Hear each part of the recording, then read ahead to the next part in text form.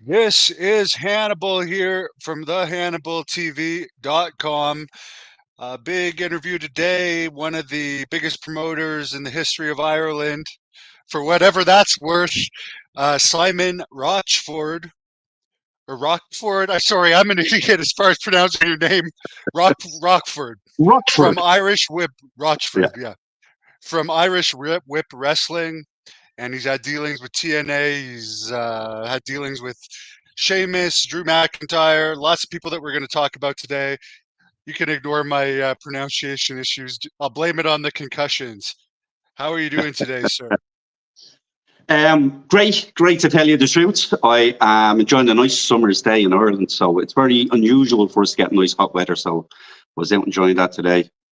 Besides the good weather, it's things are good. Yeah, things are good. Thanks for asking. How's all with What's you as well? the well, we're just starting to get a bit warmer here. It's been pretty cold. How hot does it get over there in Ireland? Because you always see in the movies it's a very dark, rainy Gloomy, type grey. place. Yeah. Is that true? So yeah, most of the time, depending where you are. But if you get nice weather, I think the hottest it get here would be 20 plus degrees. When you get weather like that, you'd be outside all day. It's brilliant. But yeah, it can be very gloomy all year round and raining and dark. So it's unlike in Canada where you see lots of snow. Even though it's cold, it looks romantic and almost fresh and warm. You know, we don't get that here at all. We get a little bit of snow, but yeah, it can be gloomy here a lot of the time. So that's Ireland. Kind of like in Well, Japan. You ever in Japan? Some parts of Japan are like that. when were you in Japan? I was in Japan. I visited about 2 years ago, just before COVID. It was nice over there. Very busy city, but yeah, I enjoyed Japan. I'd like to go back again, and I've been to New Zealand. I'd like to go there actually. So, as far as your background, were you growing up a wrestling fan? Did WWE come there when you were growing up? When I was growing up, I came across the world of sport. That was with the old British wrestlers, Big Daddy and Giant Haystacks, as they say. But I absolutely fell in love with that as a kid. I can remember when I was around six, it was my sixth birthday, and I have a memory of that. And I just loved wrestling from then. Every Saturday, if I can, I'd sit in front of the telly and I'd catch that. And then obviously, we got satellite and cable over here. So that's how we got the WWE at the time in screen sport. And that American wrestling just blew me away. How like it was like a show, the colors, theatrics, the whole lot. And I fell more in love with wrestling then. As I think it was 12 when WWF came here, and we had screen sport. You had Stampede Wrestling. I loved Stampede Wrestling, but we were spoiled with all the wrestling that we had here. And then eventually the WWF took over the spot on ITV, World of Sport, and then eventually World of Sport went. But I have very fond memories of wrestling when I was young, and there was nothing in Ireland, um, wrestling wise to me as a kid. So I started to tape trade when I got old. I was the first tape trader in Ireland. I wrote for e-zines or fanzines like they were back in the day. So anything I could do to try and be involved. And obviously you progress then as you get older. Are more wiser. But Eric Williams, a Welsh promoter, so he would run tours of Ireland. But back in the day, for your social media and so forth, he would run certain spots of the country, and you wouldn't even know he was there unless you lived in the region. You wouldn't have a clue, like you know. But I got to see one of his shows then years later, around '92, in the National Stadium. That had like Dave Finlay, had Rasputin, Franz Schumann. The American one was the Equalizer. Do you remember him? He was Kevin Sullivan's twin brother or something like that. Yeah, He Dave was on it. Sullivan, and I've interviewed him actually. He seems like a nice guy. So at that show, I went up to the promoter, and it was all nice. You read in the magazines, you tell you, offer to help anything sweeping the floor. I did all that trying to get involved, but obviously the promoter didn't want me there, understandably so. But yeah, that was my first experiences with wrestling, and I enjoyed it. Tell you the truth. For Oric Williams, I remember Mason Ryan back when he was wrestling for All Star when I was there. I think he was like Oric Williams' prize wrestler at that time. And I wasn't even aware there was wrestling over there in Wales. What could you tell me about Wales wrestling? Because I'm sure most of the fans know nothing about it either. See, with wrestling over in England, Britain was completely different to what it was in Ireland. Even in Northern Ireland, wrestling was completely different to Republic of Ireland. So in Wales, in particular, Arctic was the top dog there. He was known as an outlaw, as the Yanks call it, promoter back in the day. He was, I don't know if I'd use the word illegally, but he was running against like joint promotions and so forth. And that's how Brian Dixon started. But Arctic was a very, very, very successful wrestler and an even more successful promoter. So he was in Royal, I think you pronounce it, I'm almost positive it's North Wales. So he started off there and then he just promoted everywhere, all over UK and Ireland. Very successful promoter. And if you watch any of the stuff on YouTube back in the day when you had Big Van Vader, he was full powered. I think it was over in Germany, Austria, Otto Vance. You'll see Arctic on Eurosport stuff in the corner of all the big Yanks when you had Tugboat. He used to wrestle as Big Steel Man. But you'd always see Arctic in the corner as the heel manager. So yeah, Arctic was a cornerstone of wrestling in Europe, actually, let alone Wales.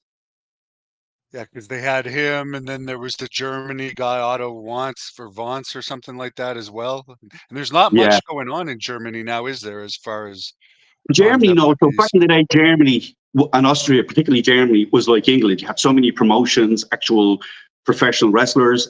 People would go there for the tours, different promoters. It was on fire. But it was a different style of wrestling and a different format of promoting. They would stay, say, 6 weeks in the one place.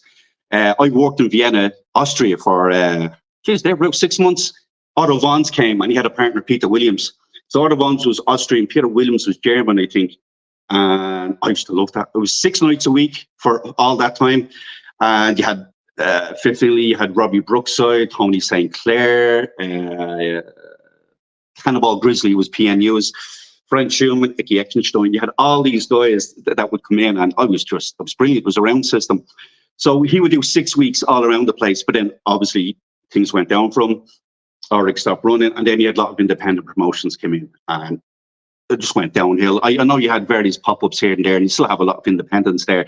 You had WXW in Germany. They were a very small independent, like yourself, starting out when you grew as time went along.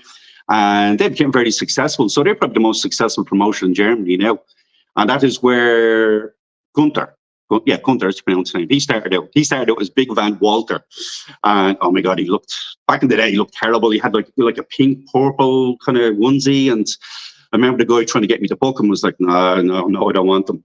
But what Gunther did, unlike many people in Germany, Ireland, England, he progressed as time went on. He became a superb wrestler, an athlete, changed his look. He became one of the key people on the European scene. So he kept working at his look, his in-ring quality, and his reputation. So he went from starting out weak like everybody else to just being top tier. Like, he's one of the future stars, obviously, in the WWE. So I think people should look at the likes of him back in the day to what he became and work off that, as opposed to staying the same way you were 10 years ago, not changing and expecting way things don't change for them. But Gunther's a very good example of that. I remember when he had that match with PCO at a WrestleMania weekend a few years ago. That was kind of revamped PCO's career, and it made Gunther get noticed by WWE. He was still Yeah, flabby then, so he's even reinvented himself since then and yeah. completely leaned out. And he carries himself from what you see in interviews and social media and WWE very professionally, which is a huge big thing.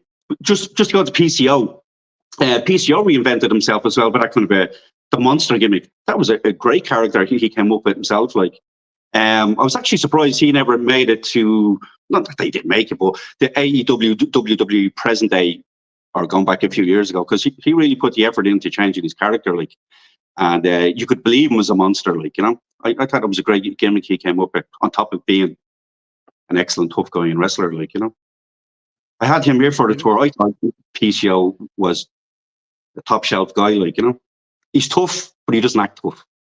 Like most good tough guys, like.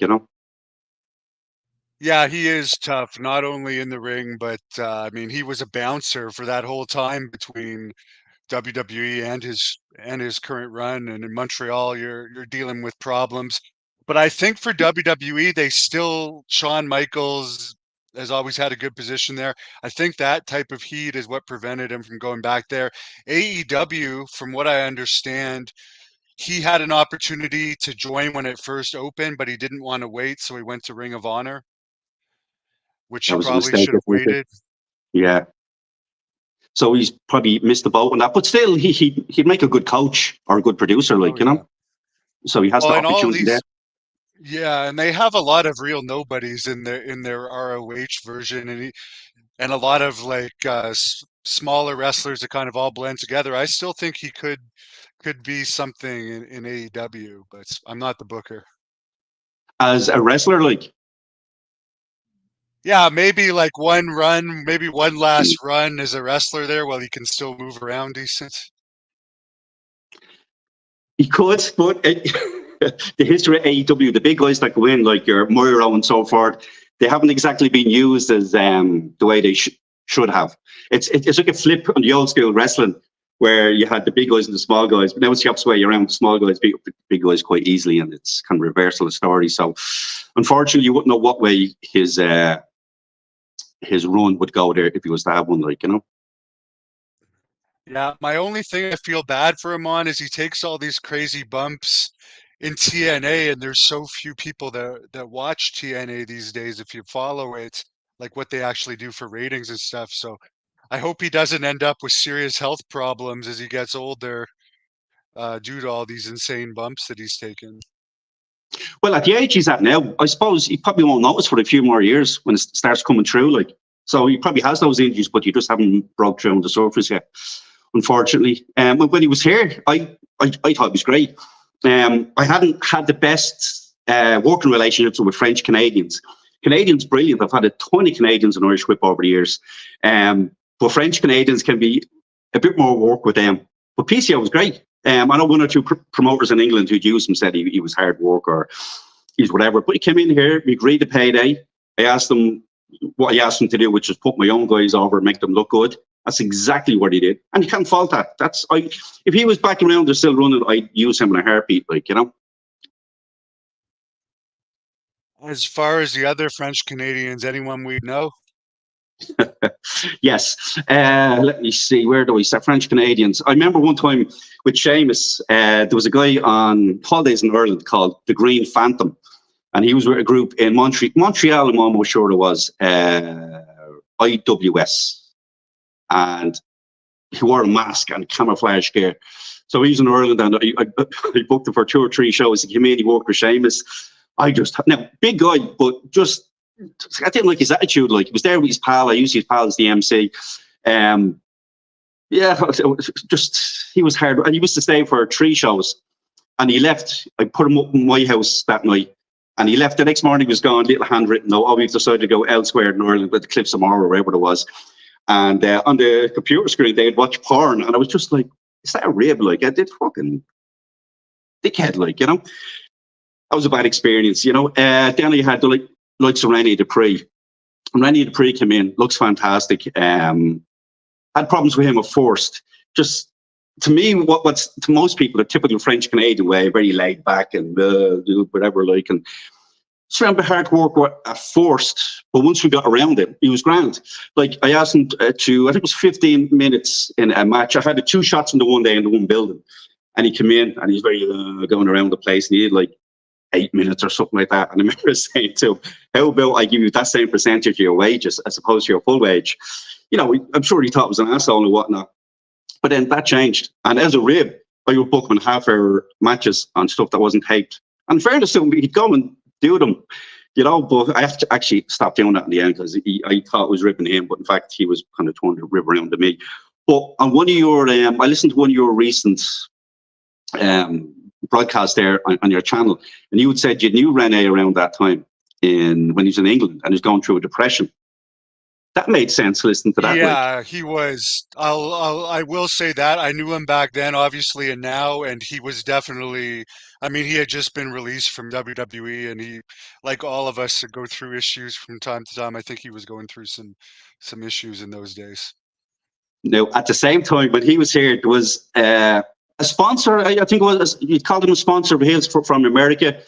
I think they sponsored his flights and stuff like that. So he would ask me to get pictures of Rene and give him raw footage of Rene when he's wrestling. Yeah, this guy he was a pain. He just constantly asked him for requests. Now, the guy wasn't paying me, and obviously he was Rene's sponsor. And I would say to Rene, looking for the video of you doing the French tickler. And I think Rene thought it was me looking for the parsley, the little dance. I said, I'm not doing that. I said, well, I don't want it. I said, this guy, Rod was his name. I said, Rod wants it. He's the one saying, and I don't mind that guy. But I'm sure he probably had a lot of stress with that guy. Probably wanted this and that album. Your man Rod actually. He likes doing that. I don't think he likes doing the French tickler on the Independents for some reason, because I think I've asked him to do it a couple times, but I don't think he's ever done it in Great North Wrestling. But with this particular guy, he wanted a video, me to shoot a video of Rene doing this, say, backstage or whatever, and send it on to him. Now, him and Rene had a relationship, financial or whatever. So he was probably pissed off with this guy doing it. And I was pissed off the guy asking me to keep doing it. But the guy actually bought raw footage of me of Rene's matches. And he paid well, like, for just the matches in the house show. So at the end of the day, if you're making cash, and you have a conscience, obviously. But yeah, so I'm sure he was stressed out with a lot of stuff beyond what was happening in Irish Whip, like, But he looked good in it. He looked good, and he put all my guys over, like, And I can't blame him for being cranky if he was working for Brian Dixon for like a large period of time by then. To be honest with Brian Dixon, I've had me ups and downs with Brian, and God bless him, he's passed away. But he did give a lot of people work. There was people I know that they have their own issues with him and so forth. And I would have had guys here to go over and guys that were there that he didn't allow over here. But I've heard some of the stories. I know Vito, Big Vito, when he was there, he like similar to you stories he didn't like. But at the end of the day, I got on with Brian. I sent a guy over there. He told me he was Canadian, Air Force trainer in school, a guy called Blake. And man, this guy said he trained with the Hearts and Stampede. I don't know if it was around the time you were there. I took this guy in around 2004, I think it was, thinking he was Canadian, trained by the Hearts, and he said he had hundreds of matches. And this is before really, your social media, you can find out things online. I came in as a trainer. I was like, this guy, he's not a wrestler, And he made all these mistakes, and he didn't know his arse from his elbow, as the saying goes. And I sent him on a tour with Dixon. Brian Dixon ran me up, giving out shit about him, going, this guy can't this and that. Use him as a ref on it, like. So I called around. I won't mention the Canadian wrestlers, but a lot of guys around Stampede at the time. He asked me not to give his name or their name to him because he used to write for, was it WOW magazine back in the day? And yeah, so they basically told me it was like. I had a very well-known American journalist wrestling back in the day. So I confronted him. Some of the Stampede wrestlers that I'd asked about told me what he was like, and he literally had one match, I think it was. I confronted him on it, and he admitted to it. So not long after that, then he was replaced. But yeah, it was just bad timing bringing him in. But yeah, the guy I did send over to Brian Dixon first was awful. So he probably thought the whole of Irish Whip was awful based on this one guy, like, But you learn as you go along. I recall actually before the internet became bigger, a lot of people claimed to be from Stampede and trained by the Hearts, even applying for Great North Wrestling, not knowing that I actually was there around the times they were claiming they were there. It used to be a thing that people did all the time for some reason. 100%. But at the same time, I've had people over there say they were trained by the Wild Samoans. Now, technically, they were there in Pennsylvania, in Dory Funk Jr., Landstorm. Now, I'm sure they were there, but they weren't properly trained by them. And that's not saying anything about those guys as trainers. They turned out some talent. But they'd come back here and you could barely run the ropes. So obviously they just turned up there and went through the motions of a class. But that doesn't mean they're Landstorm trained. So I mean, I had about 3 come in. There's only one of them that was decent from Landstorm, say, or WXW was a promotion in Pennsylvania. So, yeah, you have guys come along just dropping names thinking, there you go, you were trained there until you actually see them. But all that does is bring down the name value of the person who trained them, not the quality of the training. So as far as starting your own company, how did you get into professional wrestling, and how did that evolve into opening Irish Whip Wrestling? So I was going to start off as a magazine called Irish Whip. We had a very popular magazine at the time called Power Slam Wrestling. It was an English magazine, which I liked. And there was a few other of the independent ones you get. You'd only get them in certain stores. Back in the day, they used to cover things like the TWA, Early Day, ECW, and that. So I want to get one of these magazines to cover European wrestling more. But the cost, the admin cost, the printing with the publishers, the legal side of it, I was like, oh, here, this is absolutely crazy. And then I said, I might try and promote some shows and see how that goes. So I started Irish Whip. Around 2001, I started putting stuff together. I announced the 4 shows in January 2001 and then ran 4 shows in June. But there's no Irish wrestlers. There's no training skill. There was nothing in Ireland Irish-wise. So I had to use all international guys, actually, on the 4 shows I ran. Now, that was costly. I remember they had a guy called Scott Conway. I don't know if you heard of Scott while you were on your tours in England. He would have been a competitor for Brian Dixon in England. But he helped me out. I brought in guys like Brookside, Flatliner, Joe Legend, PN News, Tatanka, Doug Williams, Mike Modest. Very expensive cards, very expensive. So it's funny, about you back then, what I know now, it would have ran completely different, but, you know, you learn from your mistakes. Yeah, you and me both, as far as the learning experiences. You've worked with so many famous wrestlers. Who are some of the better ones that you've enjoyed working with, and who are some of the ones that weren't so great to work with?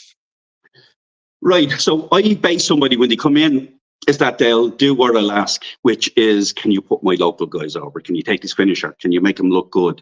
Can you make the fans leave, go home happy? That's all. I couldn't care what their attitude is beyond doing that. But as long as they do that, I'm happy with it. If they don't, well, then it's an issue. I won't bring them back. Or I've had some guys I've actually threatened to send them home during the tour. Balls Mahoney was one, threatened to send him home. He was being an arsehole. But when I threatened them, I was prepared. I put him in the taxi and sent them back. Then completely different. I saw the real Balls, and the real Balls was a lovable character. It was crazy, like, but yeah. Kid Cash, there's one time I had to have a chat with him, roughing up lads. But after that chat, I mean, he was grand. He put me guys over, but he's, you know, I don't know if you had dealings with Kid Cash. He's a genuine tough guy, like, you know, he really is. Well, I don't think have you ever seen his MMA fight? He lasted about No, 35 seconds. Look it up. I must check. And in But I fairness, think though, he was past his prime by then. He must have been past his prime by then. I suppose there's not really a good history of pro wrestlers going into MMA, though, really, is there? No, not really. Other than Lashley and Lesnar, to a lesser extent, Jake Hager. Yeah, but like, They did okay. but they were those kind of athletes before an Yeah. amateur, before they became wrestlers. So and Brock Lesnar the same. Like, they were those amateur wrestlers before they came in. That's something I actually miss. Back in the day, we were talking about Wales and the English wrestling, European wrestling. Guys who were amateur wrestlers, established amateur wrestlers. That's how they got into wrestling. Who had a fighting background, you know, tough guys that came in that way. Whereas now, obviously, that's all changed. I still like amateur wrestling. I go to some of the open contests here in Ireland that they'll be on. Amateur wrestling at its core, it's an excellent sport, like, you know. Just the wrestling seems to be gone over professional wrestling these days, like, you know. So that's a shame.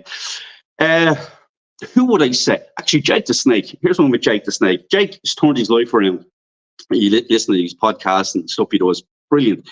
Back in the day, not the case. He lived in England. He was probably, I'm not sure if he was still there when you would have been gone, I think, when you were in around England.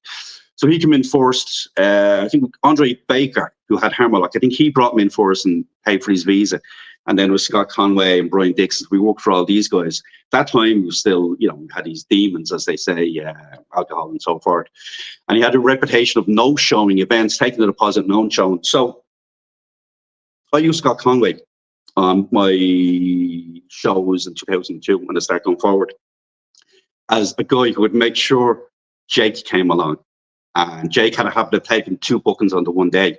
Anyway, he turned up at the airport. I went with the driver to collect him, make sure everything was okay. He came out carrying a bottle of scotch, half drunk. He was fucking half drank, but he was drunk or locked, as we say. And I was like, oh, Jesus Christ. And he got to the hotel. He was demanding this certain pizza. So I said to the guy, look, everybody else is going.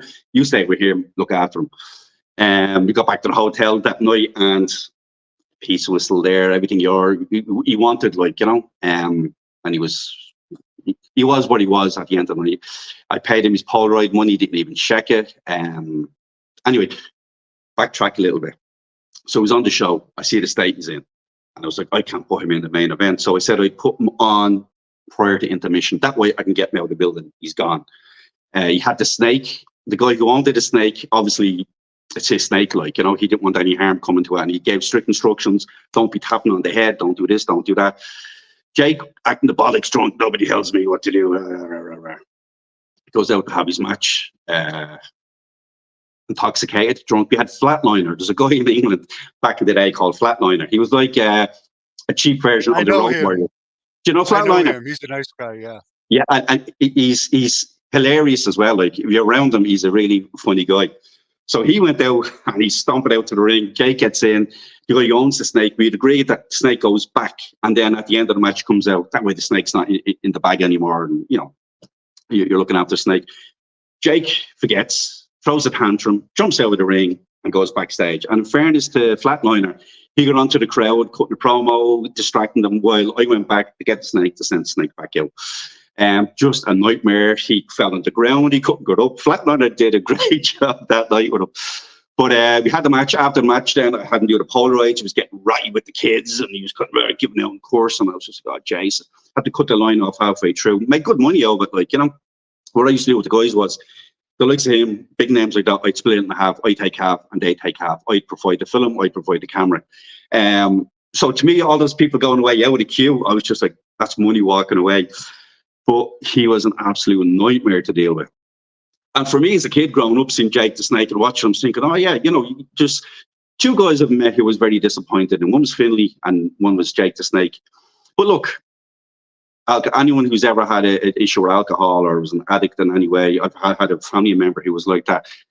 It really takes over your life. And I know people can say, oh, well, still, they did what they did, but under the influence. So it's nice to see that he's not like that way anymore. But you have to talk about these things, because wrestlers don't like to talk about when they know show or what state you were in. But without talking about them, people can't learn from it. Like, you know, you shouldn't turn up to a show in that state and nobody wants the money to get whatever. But at the end of the day, you expect someone to be professional. Like, but his life is turned around. God bless him.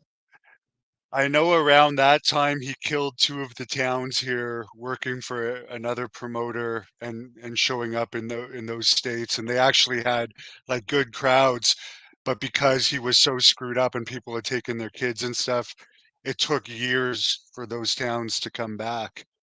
Sadly, but is it true that he had like some wealthy woman in England that he was living with during that time, and he used all of her money or something? So I think it was Melanie. I think it was a lovely lady. I was spoken on the phone a few times when you try to get hold of Jake. And I was going to bring Jake back the following year. Oh, yeah, the following year, but you talked to him on the phone yesterday. I hear it just goes a mess still. But seemed like a lovely lady. But apparently that's the stories I was told, that he took whatever. But then the story I was told by several promoters was that he wasn't taking care of his snakes that he had. The snakes died. And what's the group that looks after animals, whoever they are, were out to get him apparently, and that's why he had to leave England. I know he speaks very badly of his time in England, wrestling theatres and this and that, but that's the way it is. In Ireland, we've done plenty of theatres. We're just, Ireland's behind England, England's behind America when it comes to kind of that advancement, like, you know. So it was what it was. I will say though, for the theaters compared to the US and Canada, you have like your own dressing room most of the time, or you're sharing it with 3 or 4 guys. They're clean. They're better than the dressing rooms here overall, but the only I'm people glad working Jake's at being theatre, taken care of now. Oh, sorry, go ahead. I was going to say, with theatres, you really need good lads to know how to work that one side of the audience. When we used to would force the lads, we put headlocks on facing the back wall. So I used to start getting in them to rep to tell the lads, turn around, face the audience, no one on this U shape can see you or hear you. Like, but once lads got used to that, it was great. So if you are doing a theatre show, or where the fans are just one side of the audience, people don't realise the importance of knowing how to face the crowd, because it's not about the crowd at the end of the day, like, you know. One last story on Jake. So we had the wrestling channel over here at the time, and the guy who ran that was a lad called Sean, an Irish guy, and he was a fan of Jake's as well. So, you know, Sean taped the original Irish Whip shows back in the day, and he was going to do a DVD with Jake. And it was going to be distributed and produced by the wrestling channel. So he had a few meetings with Jake over in England, but he told me that Jake he wanted crazy money, and he was just making all these mad demands. And he was like, but look, we'll pay you a percentage, you'll make money out of this. And he was just like, I want this money, that money. And it never happened in the end, like, you know. So Jake would probably just think, like, get all this cash out of him and Bob's your uncle, like, off I go. But it didn't happen for him in the end. So I think it's just been greedy. But won't be like, unlike a wrestler to be greedy now, like, you know. So I'm sure he's not alone there. Now, I know you saw my recent interview with Brutus Beefcake where he said Jake tried to run a show and not pay people and Brutus threatened to walk out. Then he like tried to start a false rumor about Beefcake. Did you hear about any of these events that Jake Yeah. promoted?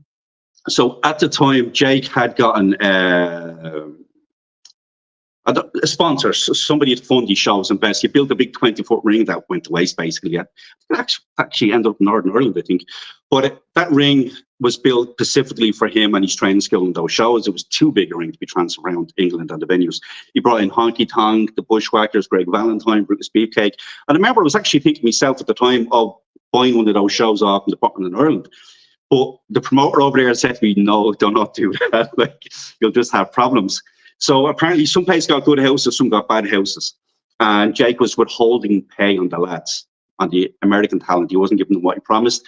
And I watched that interview with Beefcake, and Beefcake had said how, you know, he was trying to get his money. Well, apparently that's what I'd heard. But Beefcake then in turn had trashed the hotel room. He fucking ruined the house, or as in the venue, the audience that were there. He caused all these problems, became a lunatic basically. And I got his money back by causing destruction. And then he left England. And then on your interview, he said no such thing happened. So it's just crazy the way rumors get started in wrestling, isn't it? And then believed. Yeah. I know Brutus has a partying side, but he's always been caught like he's not a crazy drunk or a sloppy drunk. He's always fairly mellow. So I actually believe more Brutus on that. Is there any famous wrestlers that had a really wild side other than Jake that you had to deal with over the years? Oh, wild, I'd say probably. See, over here, you go out and have a few drinks. So to us, wild might be what wild is over in the States or Canada or vice versa. You go out and get drunk at party, you'd be fucking having a great time. But maybe there's some people in the States, they'd see that as wild, like, you know. But for us, one guy who was just always, geez, you're watching him all the time was Balls Mahoney. He always had to be the center of attention. He'd go in wearing the same gear. He's always trying to fucking get blood and cutting himself. And you're like, don't do that in the shows. Then you go out and he'd be tapping at his head, trying to get the blood out when you're out in public, up on tables. He'd be trying to start fights with it. Actually, I'll go on to gypsies now in a second. But he'd always try and start fights, and you're like, oh, stop, calm down, fucking, you know. So he'd leave a trail or rampage wherever he was, like. But he was tough going. Tough going from the point of view, like, he was a lovable character still, but you're just like, oh, Jesus, let him have a drink, but in his room, rather than let him going out, you know. The guys here, after the movie Snatch, you saw, as in England, they call them pikeys, but over here, they're travelling communities, Irish, gypsies, whatever. And they're tough, hard as nails. So you'd have them at shows, and there's a way to handle them, like, you know. You don't talk to them as if you're, you know, you want to challenge them or fight them, because a traveller will fight you like that, like, you know. And a lot of them have these big sovereigns of rings, so when they hit you, like, they get you, like. So Balls and Vampiro were two guys who always wanted to meet the travellers and have a fight with them. And Vampiro wanted to go off to watch a bare knuckle fight with the travellers. Now, there is ways of finding out where they are. It's not as if it's like entertainment where they're every weekend around the country. It's when there's one on, like, you know. But he wanted to go to one. I was like, it's not like a gentleman affair here where you turn up and, you know, if you're a stranger, they'll be watching you, and it's not a very safe environment of what's going on. Anyway, explained all this to him, like, and he met some travellers himself and kind of realised then, like, how legit tough and, you know, real they were. So he stopped asking. Balls saw travellers down in Kilkenny, and he decided to get out of the car and start shouting at them, going over it, I can fight you guys, and I can do this. And he started, they haven't a clue about wrestling. He's telling all these stories, you know. And they're like, right by him. And he started taking out big wads of cash. They wanted to fight for money, like, where's your own money? Where's your own money? Come on. And then they started getting very tense. This was on the street outside of a chemist or a pharmacy, as it's called in North America. And we were trying to get Balls back to the car. Come on. And Balls back in the car and went, fuck. I fucked up there, like, we were gone, like, you know. But everybody thinks gypsies, Irish travellers are lovable rogues, but they're serious business. Like, have them at the shows. You can talk to them like a person, basically, in their language, of why, you know, they can't get into the ring and fight. They'd want to challenge lads. True is, they get into lads. Any Irish guy in the scene these days, travellers would beat them up. But I would never be rude to them or nasty to them or say, get the fuck out of here, or yeah, I'll fight you. Because they would just cause ultimate destruction. I remember one night we were at a show down in Waterford on the seafront. It was part of a festival. And around that day, and you're just talking to them. And once you just keep eye contact with them, let them know you're not afraid of them, even if you are, but just let, you know, there's a way to carry yourself with them. And you were fine. But there was other people at other stalls and security that day of all your events going on. You were just arseholes to them, like, you know, and like shouting at them, however. So the travellers came back down that night. We loaded up the van and they set fire to some of the stuff that was set up for the festival. That was their way of getting back at these guys for being arseholes to them. So, you know, you learn how to handle yourself in a verbal way going around with wrestling as well with the tough guys. It's, you know, it's not all about fighting.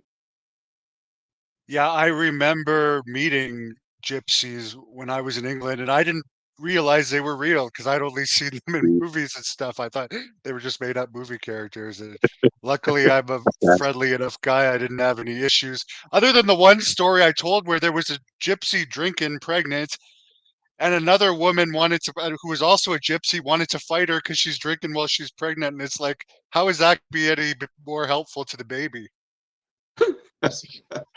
I used to work as a bartender for years in Ireland. And one of the things was when the travellers would come in, you wouldn't serve them because, you know, they come in to have their own bit of crack and bit of fun, but then they get drunk and they end up fighting and blah, blah, blah. And fighting to them is second nature. Like, you know, it's like taking a breath.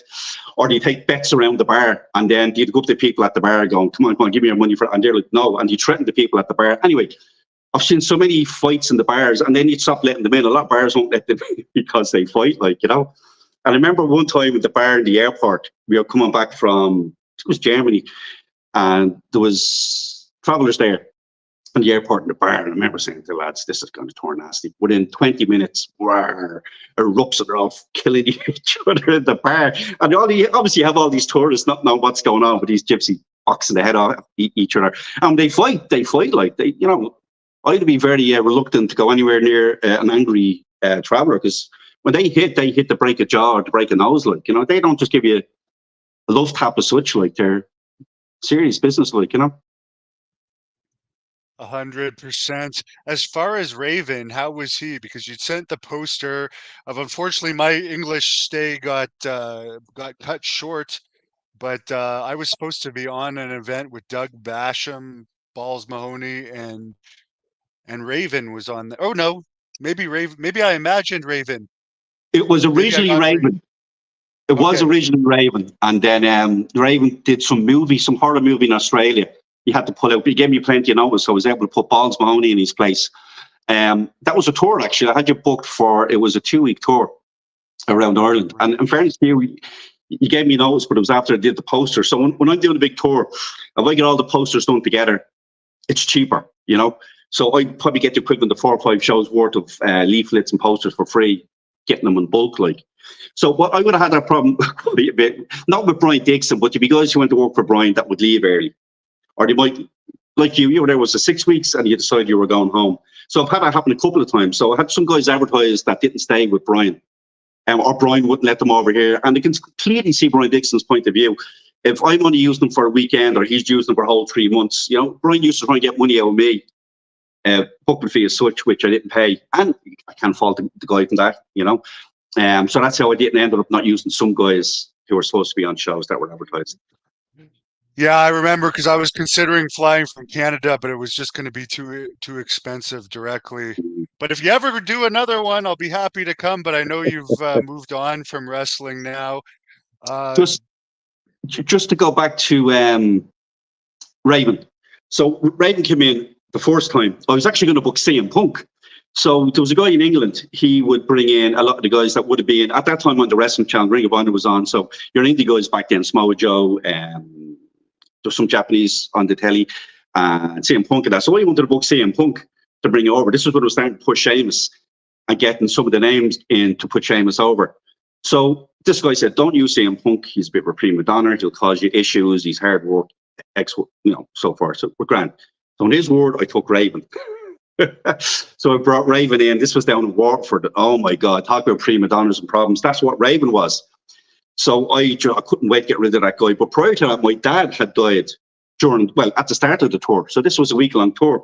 My father died. I mean, we had kind of been a strange relationship. He was an alcoholic. We made up just before he died. And I was like, what are we going to do? We're going to do the rest of the tour. Will I cancel? So I said, go ahead. And I left other guys kind of to run things. Now, of course, the wrestlers, when I wasn't there, started taking advantage. But my first show back was the show with Raven. And man, he was being a dickhead. I have the match. I might actually put the match up online. He was there to put Sheamus over, basically. Him and a big English guy, Alex Shane. And he was just an asshole. He just, he just hogged on the microphone. He did whatever. He came backstage, or he asked, what the fuck do you do that for? That's no use to me. How am I supposed to do whatever there? He was just an arsehole like that. Complete another dickhead. I was raging. I used him. I had him for the training seminar that day as well. I never let the lads buy merchandise off the Yanks. So I wouldn't let the Yanks treat the trainees like mercs, and it worked, they gained respect from him so forth. Nobody bought that enough. Raven, he's tried to bitch him. You and your guys bought t-shirts at the train. I said, not there to fucking buy your stuff. You were there to train them. That's what you're getting paid for. Anyway, let's flash forward. I was stuck, and I ended up using Raven again. At the last minute, I had somebody pull out of the shows. So there's a poster you were on with Le Resistance. Rennie Dupree, I think there's an issue with Brian Dixon. He went home. Rob Conway was to be his tag team partner. Rob Conway pulled a fast one at the last minute. He had to fly out the day before, which you know yourself, traveling to England. You don't just leave Saturday morning, you get there Saturday afternoon. It's literally a time difference. So he wanted double pay, which I wouldn't do. He never came. I was having American Dragon, Brian Daniels still at the time. Something happened with him. He had to go back to America as well. So I had to get last minute guys, one of which was Raven. But Raven was completely different. Second time around when I used him. Because he was a dickhead the first time. But he was grand the second time. He did exactly what he asked him to do.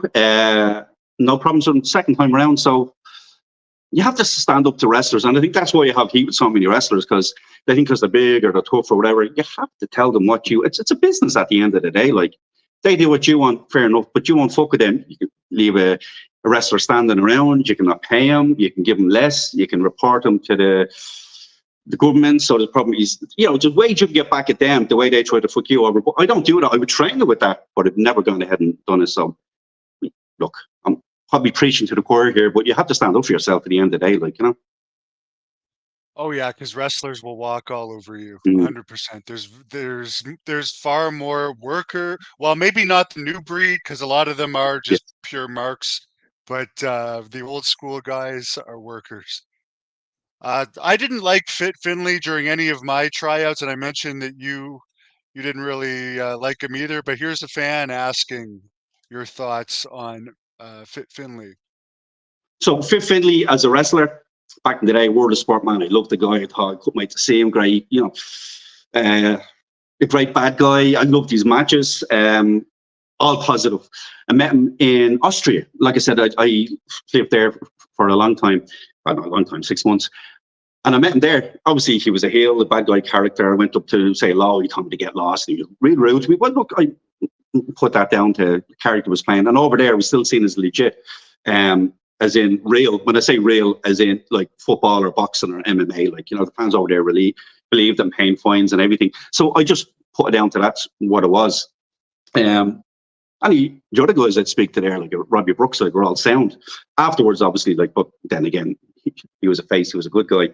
Now, with Finlay, let's flash forward to the first tryouts we had here in Ireland, the WWE. I got them through Johnny Ace, and Tommy Dreamer was there at the time. Later became Mike Bucci. Nova was not Tommy Dreamer when it came to personality, but it was Tommy Dreamer and Johnny Ace. So we got the lads a tryout. Lads shouldn't have had that tryout. They weren't really ready. It's probably me thinking, oh, this is great. My own kind of ego thinking Irish football lads get tryout. Finlay did a tryout with Ricky Steamboat. They had no interest in the guys, which I understand because they weren't at the caliber maybe that they thought they were. But I always remember Finlay stepping back, looking down at me and saying, who's ever training you needs to do this and needs to do that. But I wasn't the trainer. The trainer was an English guy. He was in the ring at the time. So obviously the trainer got pissed off for that. And then he started talking about whiskies and where we were going that night. And it was just like, it's very disrespectful to the lads. But, wrestling back then was different. It wasn't as corporate as it is now, where P's and Q's. So the lads had their trials that day, and that was it. And I didn't think Finlay was nice that day. Backstage, getting changed, we're in the PT room where they, give the guys the massage and whatnot. Some of the guys were coming in and saying hello. Finlay was still just standoffish and like looking at you like he wanted to give you a slap, so whatever. It's grand. I just thought he was going to be arsehole that way. And then with the lads in later years trying to get tryouts, Finlay had actually sent word, because him and Sheamus were riding the car together and they became friends. Sheamus didn't want Irish Whip wrestling lads getting tryouts because of heat he had with myself and with the lads in Irish Whip. And Finlay passed it back through Peter Nolte, who was an old school Irish wrestler back in the day and a promoter. He flew the flag for Ireland as well, the partner of Orrick Williams. So that pissed me off with Finlay as well. And eventually, one of the guys did get a tryout. This was through somebody else. That Drew McDonald, actually. I don't know if you've heard of him. He was in Stampede back in the day. Have you heard of Drew? Yeah, I always used to get him confused with Drew McIntyre. But Drew McDonald, he was the WWE's representative for extras for a while, wasn't he? That's right. So he got Mandrake, Garrett Kidd, to try out here. And Finlay was an asshole to him. The pair of them are from the same region of East and Northern Ireland, and he just said, he just blew him off, So yeah, it's I need to be an arsehole to people, But look, then you hear stories from people who in the world of sport days, and again, they're just stories. I didn't see any of this happening. But I'm sure the guys with age probably mellowed out, not as. Look, do you know what? Thinking about it now, back in the day, he had to fight. He came with a tough part in Northern Ireland. He was on a particular side. That's what you grew up with. That's how you were. So I suppose it's the environment you grew up in. Now, I was going to say something there about Drew McDonald. So back then, they just wanted big, tall guys, guys who look good. And I always remember Drew. That's him wrestling for you, by the way. Just to interrupt for the fans. That's what Drew he looks like back when he was wrestling for you. Yeah. Yeah. So I had somewhat of a relationship with Drew McDonald. Kind of a passing relationship when it came to tryouts and back and forth. He ended up giving 2 Irish Whip guys tryouts. But then he'd ring me about, there's this guy in Northern Ireland you want to check out. He's 7 foot tall. What's he like? And I just said, look, he's not very experienced. He's green. He's blah, blah, blah. I said, but look, I can get you his details, do whatever. So he said, no, the office want him because he's 7 foot tall. That guy got a development deal and he didn't last. I think he had 2 matches, but it used to surprise me that the guys they would sign that weren't very good and they wouldn't last, but the guys who were good didn't get the contracts or the chance or the development system. You used to find it very frustrating back in the day. Now I didn't wrestle, but for the lads that you were worth it. They just, It's bizarre at that time, the people that they hired sometimes. By the way, this is Drew McDonald for people that are wondering. He was a character himself, very well liked by people. And I know the likes of Sheamus and Drew McIntyre, when they got there, they buried him as well to Regal and the like. So, guys got there, but there's no reason to bury people back home, Whereas you have Fergal, Finn Balor, Becky Lynch, they're well respected still in Ireland, because how they carry themselves once they get there, So I think once you get to the status of where you're up here, household name, wrestling point of view, wealth, whatever, you've made it. Enjoy that. There's no need to keep going back after people back home. You know what I mean? There's something loose up there and keep doing that. And I don't know if you saw it, but Rick Bassman, I guess, is the one that opened the door for Sheamus to get a tryout, apparently. And then Rick saw him a few months later, and Sheamus completely snubbed him. So that kind of goes with what you were saying about Sheamus. So here's the truth. I opened the door for Sheamus to get his tryouts, his first tryouts in Ireland. Then I gave him the contact. He went on and did the rest. To be honest with you, Sheamus, everyone takes credit for Sheamus, people in England, Scotland, bleeding America.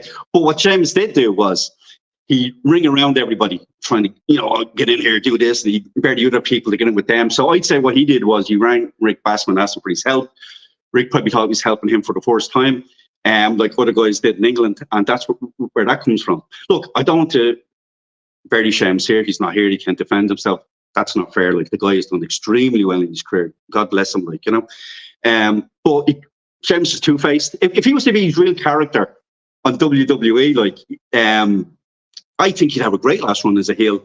You know, it's something between him and Drew, where he turns on Drew. He's sneaky. He's a lickers. You know, it's all about me, self-gain. I think that'd make a great character for him, and him and Drew would have some emotion to a story for his last run, like, you know.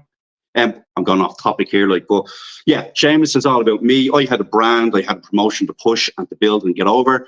Sheamus just wanted me to get him over. You know, I did get him over, but I was important. My promotion was important. The team was important. So he still holds that against me, like, you know. I remember Sheamus wrestling Vampiro in Vampiro's movie. Was that from Irish Whip Wrestling? Yeah. So that was interesting, actually. That was through Z Films, I think it was. The guys came over. Vampiro was on a bit of a tour in Europe at the time. Enjoyed it, actually. I went there, had a few beers with Vampiro. He's a good character. He's a guy who has lots of heat in wrestling, but when he was here, he was fine. He did exactly what I asked him to do. We agreed a payday. I think he came in 2 or 3 times. He wrestled Sheamus 2 of the times he was here. We were down. It was St. Patrick's Day. I think it was the second time was St. Patrick's Day. That's the one that's in the movie. In our little gym, where you could squeeze about 100 people into it. That was a very cold day. That was a very interesting day, actually. That was pretty good fun. I like Vampiro, but Vampiro changes his mind like the wind, man. Like the wind. He'd get on to one time. You want me to be a regional promoter for AAA shows here for, what was the show on MTV? Do you remember? It was different. It was pretty cool. Wrestling Society X. Wrestling and Society, then there, yeah. He wanted me to kind of be the regional promoter for them, and then he changed his mind to somebody else. And then, you know, he was always, you could never take him at his word. Not that he was a bad guy, just he kept changing his mind so much. He'd forget something and this and that. Then he wanted me to introduce him to Bono so he could bring over the Guardian Angels, and I had no interest in that, like, you know. But a good guy, very good guy. Every now and then we'll exchange messages here and there. But again, no issues with Vampiro. See, I've had people who have serious heat. People give out shit about them. The likes of Sonny, Vince Russo, for example, Bruce Pritchard. People bury them here and there, that this and that. But when they come in here, I ask them, do this, can you do that? This is what you need. And they do it. And you have a chat with them, realistically, and that's it, fine. That's all I'm concerned with. Like, I couldn't care whatever other people did in their own lives, just as long as they come in here and do as they're asked. And that's fine, you know? Yeah, Vince Russo is very professional, and although his opinions aren't well liked a lot of the time, I could say as a person, he's nice and he's not out to screw you over. He understands how tough it is to promote and stuff. And like doing podcasts and stuff, he's reliable. He'll show up on time if you book him. He's not a prima donna or anything. I think the only thing in my opinion, now, Vince Russo is, I think he tries too much to say controversial things, or he says stuff that he thinks he'll get noticed for. He knows his stuff. He's been there. He's done that, obviously. I think if he just kind of calm down a bit on that, I think he throws out heat magnet materials just to get a response. Whereas Cornette, I don't you ever see his stuff. It flows to him naturally. So he gets this attention where it seems like he's looking for it. I think other podcasters or other people in wrestling need to be organic. Now, I'm sure Cornette fucking has it all pre-wrote out. He's a long time in the business, but just make it feel organic, I feel. And that's how you get that attention. But Russo, no problems with him at all. I like the guy, actually. He's pretty tall. I was surprised at the height of him. He's a big guy.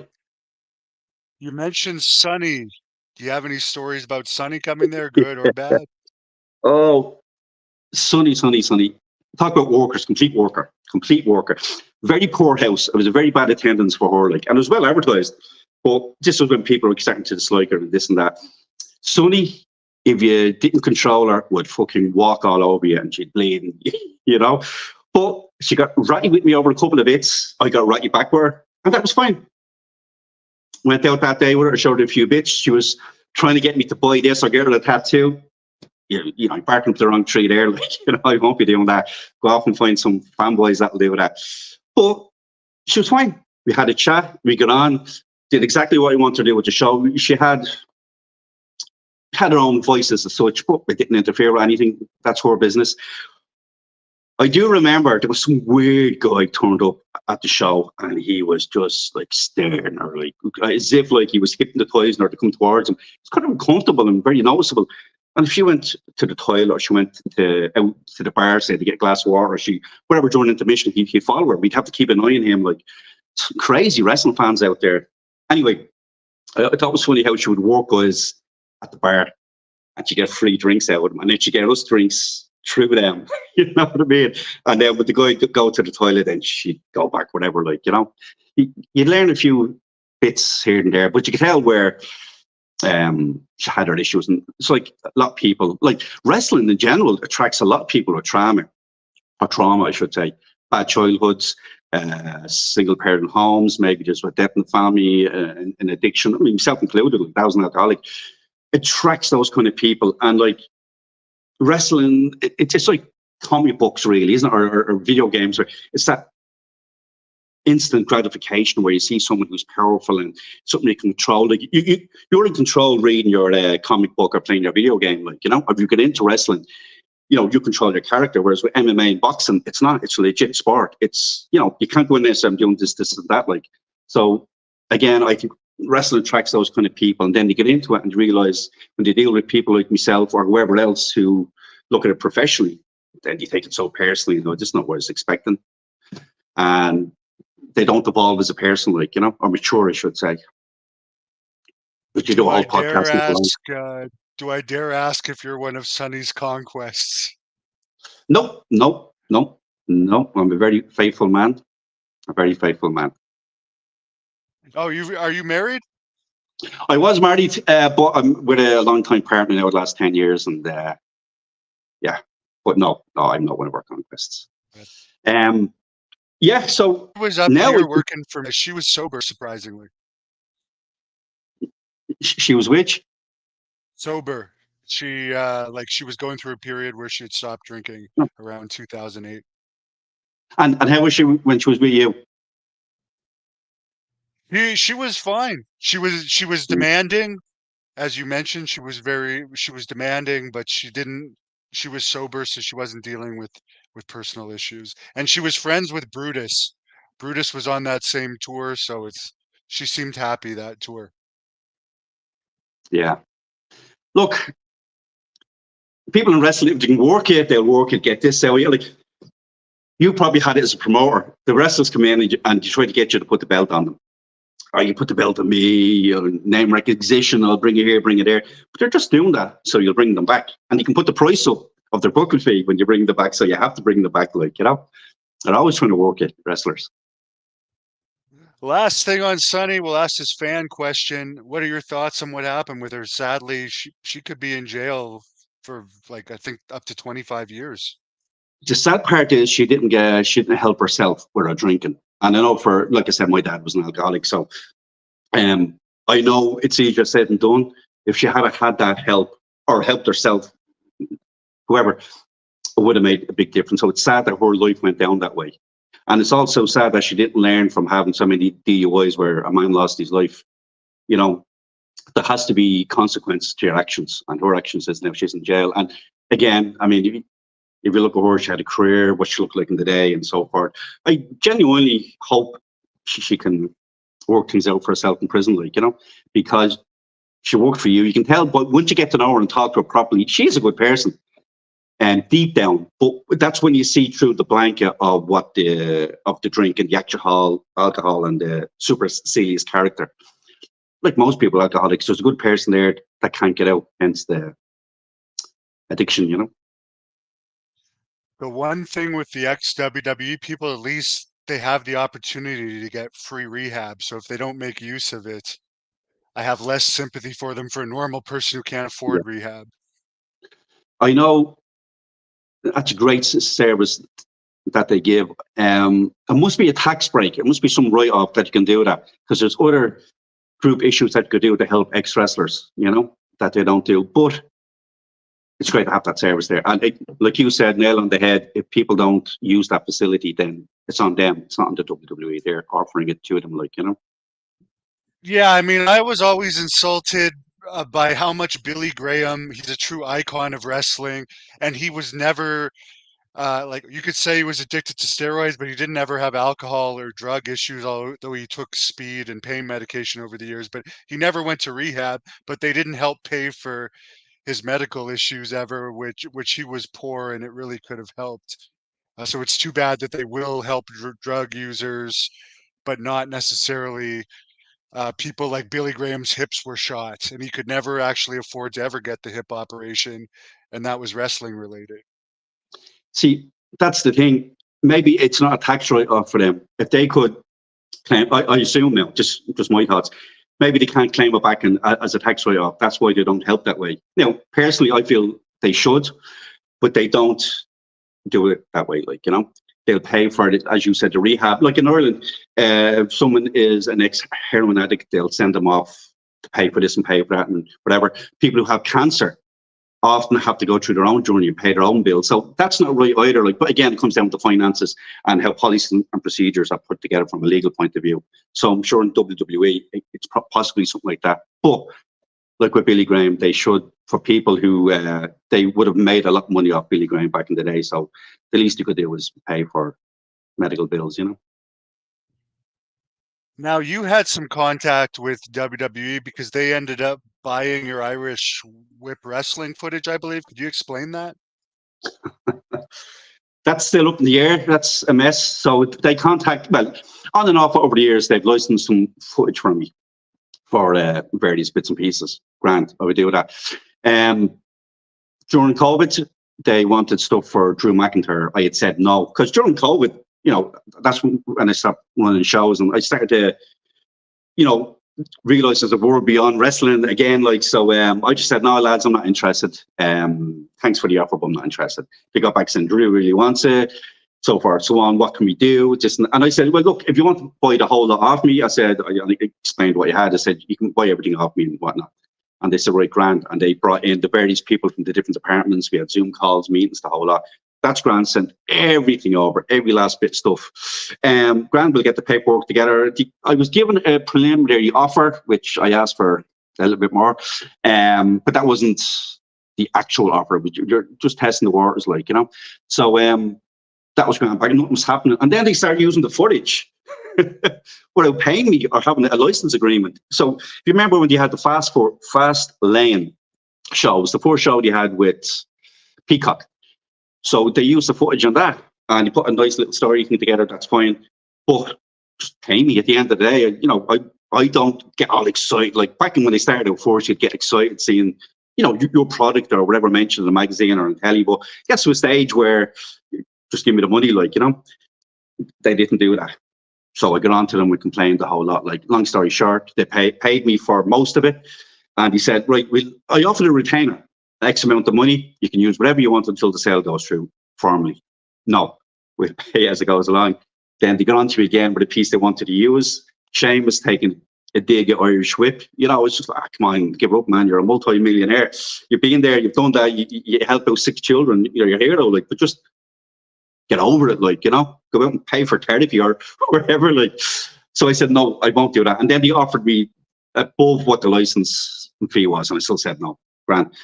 Then they used more footage without paying me. And I got on and said, lads, what's going on here? Like, you got, right, send me all the paperwork, filled it all out, for accounts, your WBN forms and everything, sent the whole lot back, grand, and still waiting to get paid. And then I was told at the time you were going to be buying the Houston wrestling library. Now, I won't get into that because it's not my business to get into it, but there was issues there with the owner of that footage. So I was told I was next in line. Once that bit of business was sorted, my paperwork was signed off and grand. That didn't go ahead with Houston. So I said, right, grand, here we go. And again, contact me and what's going on? Nothing. So now they ghost me, as in they won't answer my emails and whatnot. I inquired with a legal person over there, and they had told me the time frame and all that. So W have been very smart. Just gone on 4 years now. Like, they own everything in mind. They have it all over there, and they keep forgetting exactly is what they have. I'm shocked at it, like, to tell you the truth, like, because it's WWE. They said it was COVID. People let go. losing track of it. I sent everything via their FedEx account, so it's all traceable, like, you know. Very disappointed in that now, to tell you the truth, especially now that they're owned by TKO Endeavour, isn't it? The parent company, like, you know. So just very, very disappointed in that. So they still have my footage. They still not own, but they have ownership of the physical product over there, like, you know.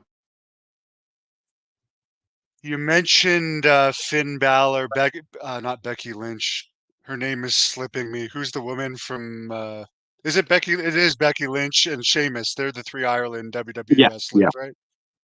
yeah. Who's looked at as like the most beloved of those three over there?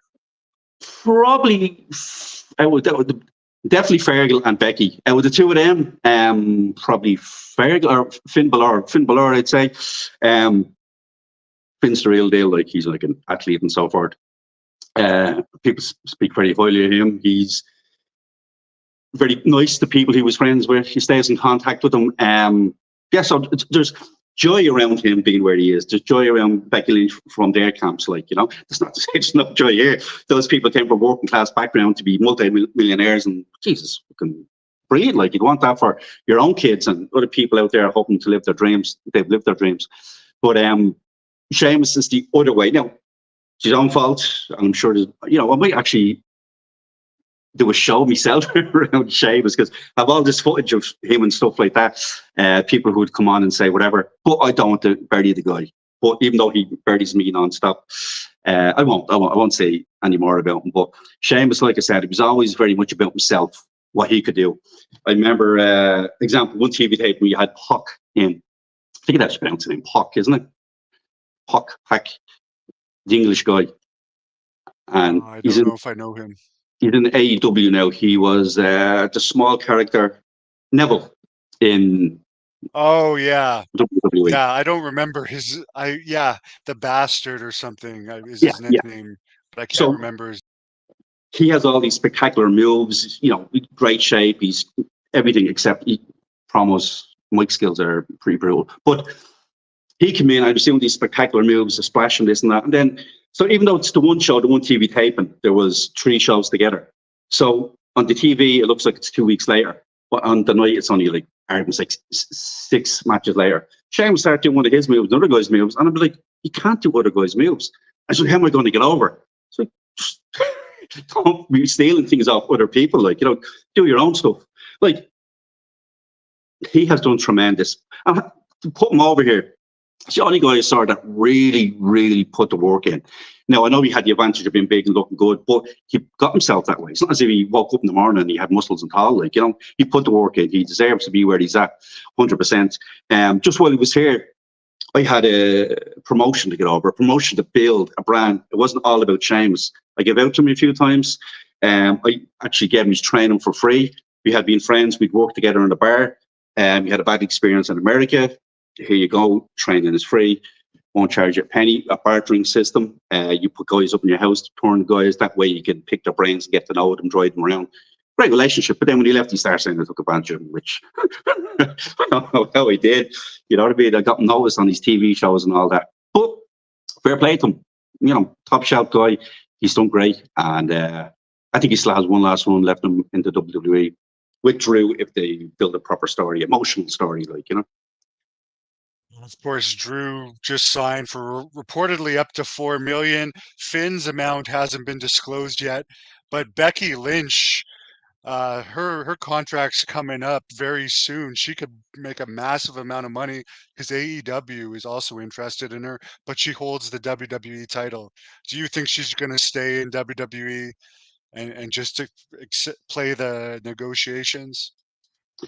To be honest with you, it depends what way you look at it. Does she look at it as a parent, more time with her child? That's one way to look at it and make a decision. If you're looking from a professional point of view, it's WWE or top dog. You know, exposure, the money, the contacts. I think she has a career in movies, action star. So long-term professional career, she should stay with the WWE. She probably will. If it's just for more family time and a later schedule, obviously you'd go to AEW, you know. But look at all the talent they brought in. Now, if you're a talent, I'm sure it's brilliant that AEW sitting at home and getting paid a fortune, like, you know. Actually, we'd be here all day talking about that kind of stuff. But regardless if she never works another day in her life, she's done extremely well for herself, and her family. As a promoter, I know it's impossible to look at it as Tony Khan, who's a billionaire, whose dad is a billionaire. But what do you think? They have so many wrestlers, way too many to showcase on TV, and there's all these guys that maybe wrestle once a month if they're lucky. And I think the minimum pay is 150 grand American, from what I heard in AEW. Most of them make more than that. What do you think of that? Now, Good for them. I don't really watch wrestling. Well, I don't watch wrestling anymore, but I follow wrestling. So say channel clips on YouTube like your own, and there's other channels out there I'd watch, or news sites. So when I see something, I go check it out. And what stuck out in my head was, I remember I'd been watching some wrestling during COVID. Obviously, there was nothing else to do really. And there was all these factions in AEW, and you're like, oh, geez, it's throwing people together. But WWE, when I went to watch a match that was recommended to me, I noticed they had all these factions and whatnot, groups of people together, all these different tag matches. But you didn't notice. Because the product was so well put together in WWE, you didn't notice they were factions. Whereas in AEW, they're just slinked together, like, you know what I mean, as numbers more or less to get them out on the screen. So with AEW, they just, look, the guy, hats off to him. If you think about what he's done, money in his contacts, he's set up that huge promotion, burst out of the gate.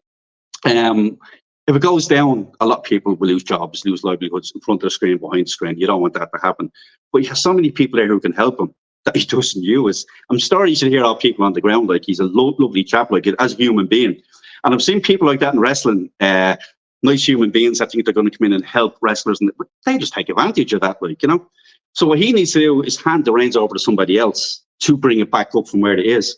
WWE, on, they're just, it's night and day. You can't compare yourself to WWE. So just stop trying to do that. He's making him, his product, his brand look weak by just saying some of the ridiculous things he's saying on TV, like, And also not giving anyone else a chance to talk because he's doing all the media appearances. Like, he's supposed to be injured. He could be sending someone else to do that and say Tony Khan's, maybe not for the NFL draft stuff, but he's also doing other media appearances. But also you have three brands, haven't they? Collision, Dynamite, and Rampage is the third one. The WWE have three as well, like, so, but they use a completely different set of wrestlers for each one. Why can't he do that? You're getting all those guys under contract and you're putting them out there, like, and they're making so many mistakes in the ring, and it's just, it's frustrating for me watching it, from being promoted. Like, I don't know what it's like to have a budget at the level he has and deal with the kind of TV stations he does.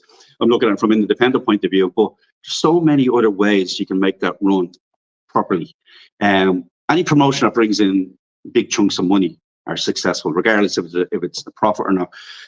If they're losing more money than they're bringing in, that's completely different. Someone might have a write-off every year of, say, 150 grand, you can get back in tax, whatever, big things like that, ways around it. Like Netflix are in debt technically, but they're making money if you're into the logistics of that.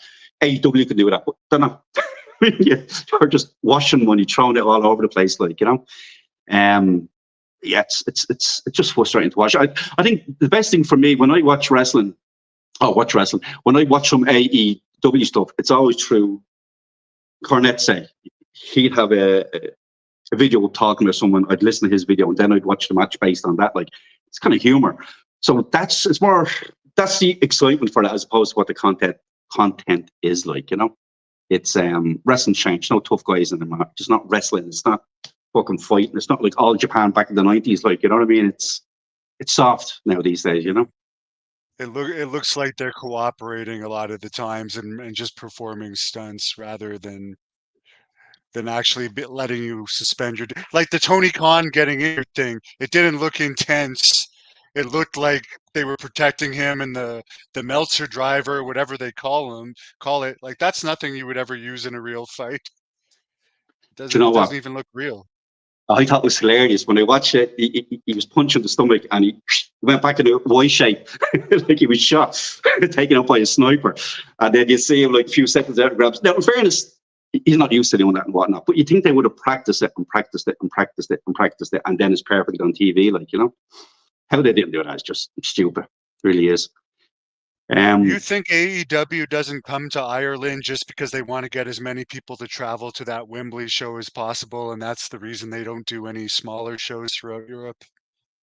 I'd say it could be. I know for me, when I ran shows, I used to think I will do the major town or city in that county, and people travel from the smaller towns. So with him, he's probably thinking that way at Wembley. Do a big stadium, everybody travel to me, and there was people there from all over the place. But I also found out when you went out to the smaller town, you had to put the work in.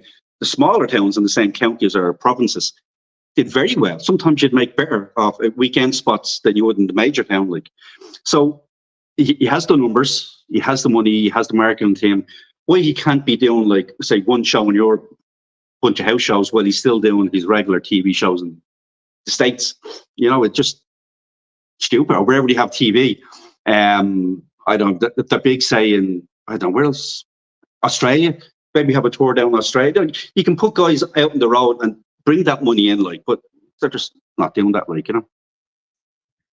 Yeah, because they would draw in places that aren't oversaturated like over here Yeah. is. There's a fan on here that wants to know your opinion on the Vinnie Mac situation.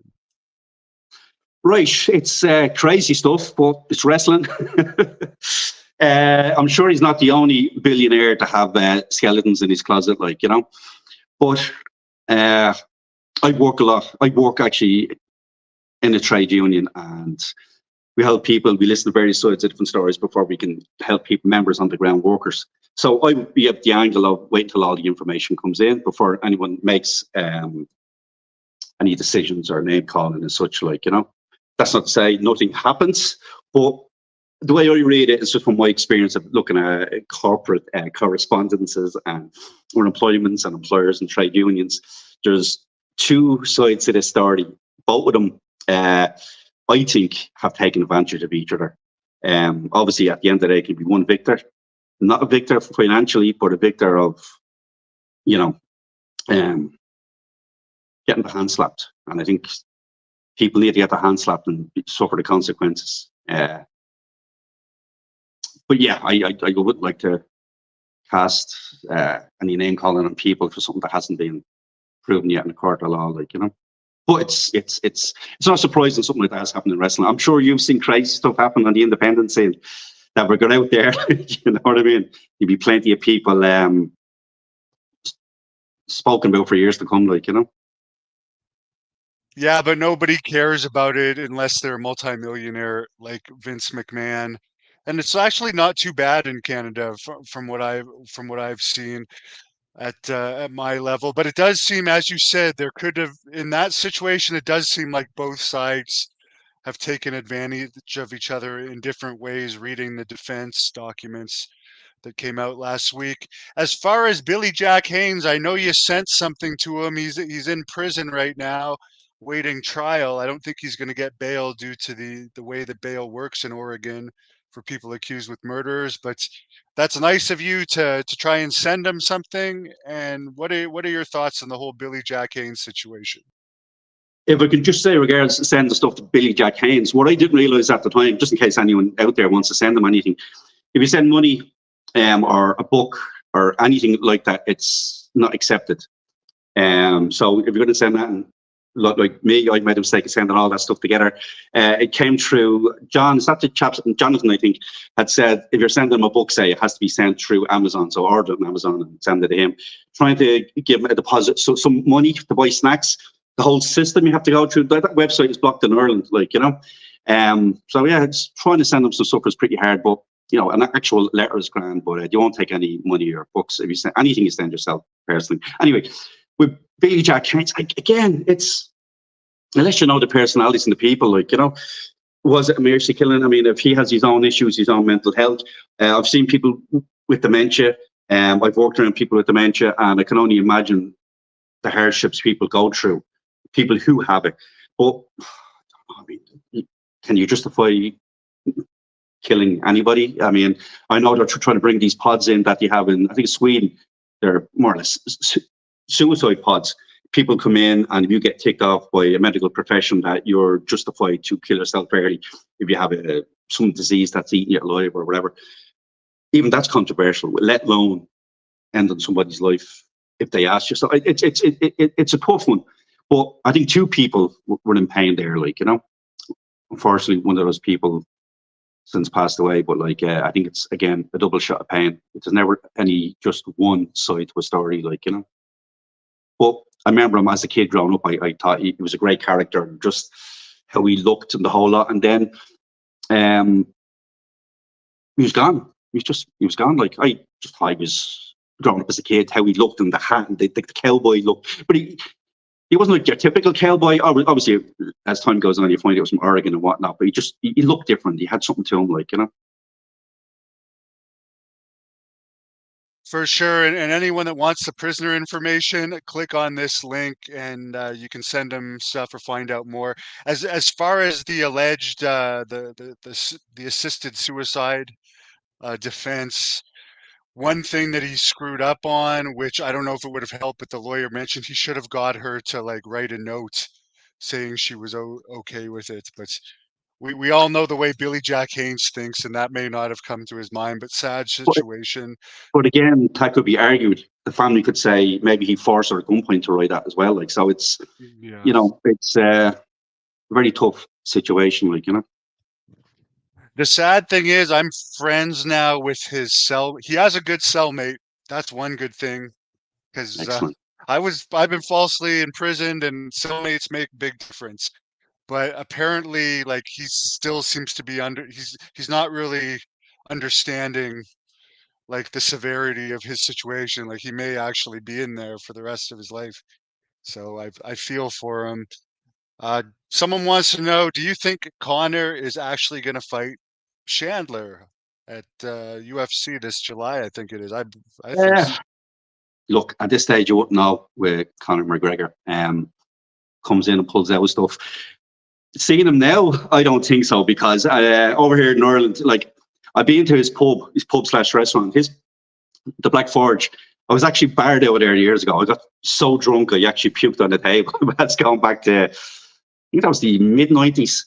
But that was a real rough pub, real tough, like, Dublin pub. And Conor was barred out there, I believe, back in the day as well, as I'm sure a lot of people were. And he came back and he bought it. But I have to say, it's a great spot.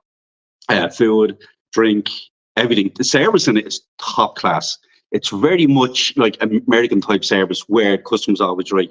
So anyone visiting Ireland, I would recommend go to his restaurant. The pub is lovely for food. It's really top class. And he's in there the odd time, and he'll pose with people, he'll talk to them and whatnot. Like, it's a great spot.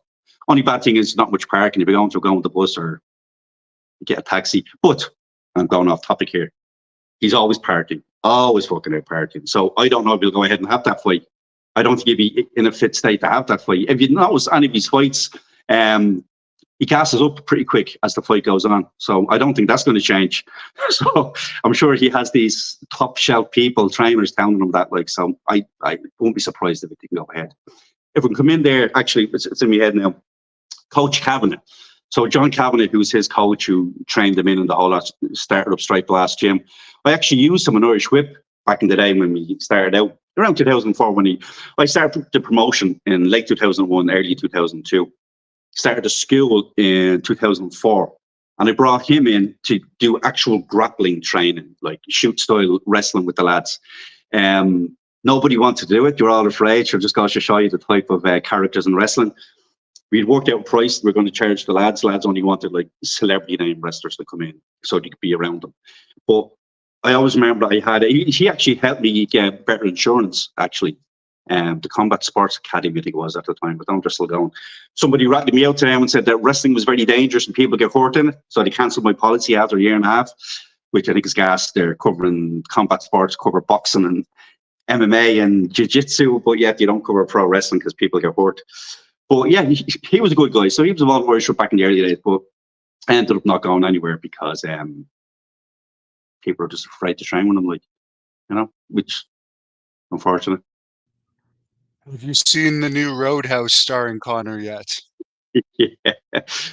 The original Roadhouse, man, is brilliant. I love that film. It's got like character to it. Like, he's fighting against the town bully and just love, just friendship. In the remake, there's none of that. It's just nonsense. But I have to say, McGregor's hilarious in it. He over the top acting. You almost think he's purposely trying to act bad, but in doing that, he's the best thing in the whole film. Like just his character. So I could see him doing more films if he has that character. Like at the end of his storming out of the hospital, like he's Jaws out James Bond films, like, you know. Yeah, I'm gonna have to see that. I don't have Amazon, but I'm gonna try and look that up because I've seen the original Roadhouse with Terry Funk at least probably Yeah, 30 he's great times in over that. the years. You already answered this as far as Sheamus and Balls Mahoney. Someone is wanting to know if there's anyone else that has been difficult to work with that Just Americans to go might back know. there, Balls and Sheamus, I wouldn't say, yes, they were difficult, but I wouldn't paint them as, you know, don't book them because they're difficult and unfortunately Balls have passed on. But once you broke down that wall with Balls, he was fine. You know what I mean? It's just crazy. You just had to keep him in line because that's the character he was. Raven was difficult the first time he came in. Kid Cash was difficult the first time he came in. Vito was difficult the first time he came in. You know, but once you have those chats with them, they calm down. Like Kid Cash, I remember he was in England the night before he came here, and he was in the ring with Pac to go Pac again, and apparently he beat the crap out of him in the ring. Now, next day there was a guy, Madman Manson, pulled me inside. He was on the show the night before in England for, I think it was 1PW, and he said, "Jesus, wait to see Pac." Kid Cash did a number on him last night. So something made a black guy had all this. Now I know Cash likes to lay it in. Fairness to Pac, I said, "Look, I'll have you in with him today. I'll change the match if you want." And he said, "I was fine. I'll stay with him." So I had a chat with Cash, and I said to Cash, "You know, take it easy. I don't like that. The show is like lads purposely getting stiff or roughed up just to do it." Like, and he said, "Yeah, no problem." But just the way he said, "Yeah, no problem," more or less to me, like he walked off. I was thinking that was a bit too easy. Like, because normally you kind of back and forth with them. So he got in the ring with an Irish guy here called Bam. It was a tournament for the Zero Gravity Championship, and he got this guy Bam, a young guy. He was a real soft, mammy's boy type, like, but he was an Irish whip character, like, you know. So he's putting him in there for the experience, but he roughed him up, dragging him around by the hair, chopping him, baiting him, the whole. And then after the match, he just gave you a look, Cash, which I think that was his way of saying, "I didn't ruffle Pac, but you didn't say anything about him," like, you know. But he was difficult in his own way. But again, once you got to know him, he was fine. Difficult. Just guys who won't be any names. Like, there's been Irish guys who were just a pain in the hole. English guys who just come in like prima donnas, like they just think they're somebody because they've wrestled somebody, like, you know. Yeah. The thing with difficult wrestlers, one, just don't book them again, or two, tell them to be dickheads. And if they are being dickheads and don't take that, well, you know, tell them, don't pay them, take that. I've often done that with guys, just not put them on the show, like no name guys, like, you know. And just not related to wrestling, but you always hear about Ireland. Have you ever experienced anything like that for the fans of that type of topic? Sorry, Hannibal, I lost you. Have you ever experienced which? Oh, sorry. Like any hauntings or anything in Ireland, because you Oh, always hear yeah, that Jesus Ireland is a Christ. very haunted place. I've experienced both in wrestling and outside of wrestling. We used to do this resource centre down in a little town in Offaly. And I remember there was this one particular spot. You'd walk over it and it was freezing cold. Like, you know, the whole building you walk, this one particular spot was always icy. And I remember talking to the caretaker, "So what's going on there?" And that, apparently these monks, it was a part of a monastery a couple of centuries before. The building of the monastery is still there in the background, but this part was owned by the town. So it was people apparently, and that's what was where they used to kill people back in the day in the monasteries, people who were non-Christian. That's what he told me. Leap Castle. I used to drive past there. That's on the back roads between towns around Clare and Tipperary, not Clare, Tipperary and Laois. And every time you drive past there, just aura, just horrible, nasty, kind of evil feeling to it. Balls Mahoney, he was mad, and he was a Satanist and all this, so he was mad into haunted places. When he was here, we had time. We'd go to some haunted places, and they'd be, you know, you'd hear things, and then you take the phone out. Do you know what they're going about orbs and all this? How you'd actually see the orbs, but in certain, like, if it was just dust or whatever being knocked around the room, you'd see it in all the rooms. But certain rooms where you'd feel that extra chill, you know, you'd have these little orbs that would just vanish, whereas a dust spot would just stay there, like, you know. But yeah, I've come across loads of that over the years. Like some places where you know, you'd actually be a little bit intimidated walking one part of the building to the next. And so I suppose we're spoiled here. There's some buildings I've done now, they're gone, like long gone now, don't use them anymore. But there were theatres that were there like 200 years, or buildings that were part of a complex that was like fucking hundreds of years old, like, you know, just neglected and run down and haunted as the stories go. Yeah, you'd often get these chills or you'd hear things like, you know. Very interesting. And as far as like living in Ireland now, like, obviously in the 90s, we always heard about all these crazy conflicts going on. How are things over there now, as See, far as like the political and everything? this is the thing. Like back in the day, I didn't live through that. You know, I lived through the version of it down here in Dublin, but I was never up in the north living through that. And for people who are up there, regardless of Protestant, Catholic, pro-English, pro-Irish, a horrible experience from people you talk to, like, and it's all changed now. It's still there. It's still there. If you go up there, like, you still have that hatred there. I think there's more of a hatred from one side towards the other side, if you ask me. But it's calmed down a hell of a lot to where it was. And then what's great with wrestling is you have people working together in both communities, both sides. That's brought people in there, like, you know. And I think the ice hockey did that as well. But compared to what it was, it's night and day compared to what it was. We have Irish Catholic members of Parliament now that are going in there. You still have your orange bands marching. And orange bands, depends what way you look at it. You could look at that from an Irish Catholic point of view up there. They would be like the Ku Klux Klan going into an all-black area. Or for them, it would be their, like, say, Israelis, this is, you know, whatever land, and we're just doing what we're here to do. So depending on what side you're on, you can see the positive, the negatives, the hatred, the, you know, whatever. But I do know people who were involved with certain things there, like, and it turned a lot of people into alcoholics, addicts, took their own lives. Like, you know, people did things to defend their communities that they were later, I don't know if I'd use the word shameful, but it played on their brain. Like, so there's a big aftermath of everything that went on up there for families, and there's families who were never found again. But I'm going off topic, family members, I should say, it's calmed down compared to what it was. I remember with Irish Whip, I had to change the name. Some posters you'll see International Wrestling Warriors, because I made a mistake of going up at Irish Whip wrestling in places that weren't Irish friendly, and there'd be nobody at the shows, or you get all this verbal abuse. Then I just call it whatever, International Wrestling Warriors. And people think that's a new company of change have gone away. No, it's just to keep everything happy. I remember one time, actually a few times, used to a place up in, you have the Shankill Road and you have Falls Hill. Sorry, Shankill Road and Falls Road. Falls Road is Irish Catholic, Shankill is staunch Protestant, Miles British. So there was a place up there called the Shankill Leisure Centre, but there was two of them. I didn't realise at the time, so they bought a show off me. I went up there. They were trying to get both communities together, like, for kids, and, you know, get it going. And Sheamus and Drew were on that. They were the two big names. And then we picked up Puck at the airport. Puck used to come in and out of Irish Whip, and he wore a big emerald green hoodie. I remember saying to him, well, you might not want to be wearing that hoodie when you go up there. Like, but we went to the first resort, leisure centre first, wrong by mistake. But people wouldn't give you directions because their license plates would be from Dublin, like, you know, they completely ignore you. And they come out to the doors looking around. And I just remember these big intimidating wrestlers who actually weren't big and intimidating. We were just trying to run back in the bus. Then we got to the real centre. I remember Sheamus wore black. He didn't want to be put over as a big Irish face. And, you know, it was an experience, like, you know. But fortunately, there was a lot of hatred there still. Badly attended, probably 150, 180 people at those shows where you were expecting this sell out as such. I think we did 3 shows there and we had to stop doing. You just kept making threats towards us, like, you're going to cause damage, and I'd have to pay for the coach to bring everyone up. The coach would leave and go back and collect everybody.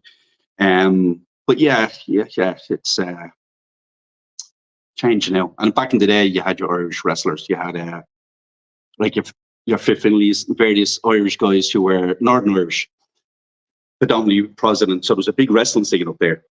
Finlay's father was a promoter and wrestler.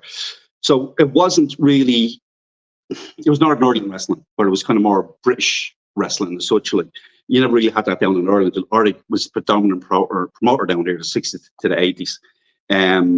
So there was never really an Irish scene of Irish promoters since the day of Dan O'Mahony back in the 30s up to the 50s, he did shows in Ireland. So all the shows that would go around. People think there was never any wrestling in Ireland before WWE, or there's no independent before Irish Whip. There was always Ardwick Williams, and he had a partner called Peter Nolte, and they would do shows around Ireland. Were all the big names back in the day that you can think of, like, you know. But you never know you're wrong because you were promoted locally, like. But I got to see a few of those shows by chance. You'd see a poster up in the window somewhere. But there was wrestling in Ireland, which no one knew it was on, like, you know, because it was regional. Probably went a bit all over the place there with that answer. Yeah, and this will be the last question. It's not even wrestling, but this guy has become a member. Thank you, John, for becoming a member. He wants to know what you think of the influx of immigration to Ireland and Europe overall, which But I look, definitely saw it when I was there, but I don't know much about it myself. well, Irish have gone all over the world. You populate a good portion of the world. So you have to open up to people coming in, and a process has to be followed. I think once a process is followed, policy and procedures, that's what needs to be done. There's not enough information given out there to people to make up their minds, and the government are at fault there. So they need to just educate people more on what's happening. It's EU policy, really. If you notice, England broke away from the EU. So a lot of stuff is EU rule. It's a very touchy subject in Ireland. But look, I can remember when I was at the 100 years of freedom for Ireland, there was an Easter March. And it was, like, back in the day when we had the uprising against the British Empire, try and win back the country, that was in 1960. Before that, it was going back centuries fighting the British. But this was the turning stone when they killed a lot of Irish people, made them martyrs. And eventually, within 5 years, Ireland was, you know, Republic of Ireland had its freedom. But we had no army back then. You know, everyone that went off to fight as a soldier were part of the British Army. They trained them. So we're standing there in the city centre, and very proud moment. We have our own version of our army and soldiers, everything going up and down the road. It was a great day. But you had people there from Eastern European countries, from Asia, and people there from Brazil, South America, North America, England. I just thought that was absolutely brilliant. So many nationalities there in a country where 100 years ago, everyone was desperate to leave and take it out. I don't, if you can see on the wall, the painting I have there on the wall behind me, that is where I'm.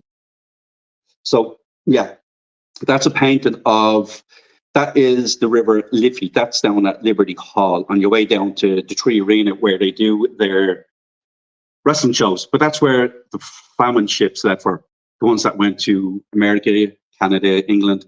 You have some memorials down there. But yeah, but that actually there, you can't really see it in the picture, but you have a famine ship there. It's a replicated one. That's where all the ships left from Ireland, predominantly to go to America and Canada back in the day. So I think it's great to see a country that was struggling to where now we can open our doors up to other nationalities as long as you follow the correct policies and procedures.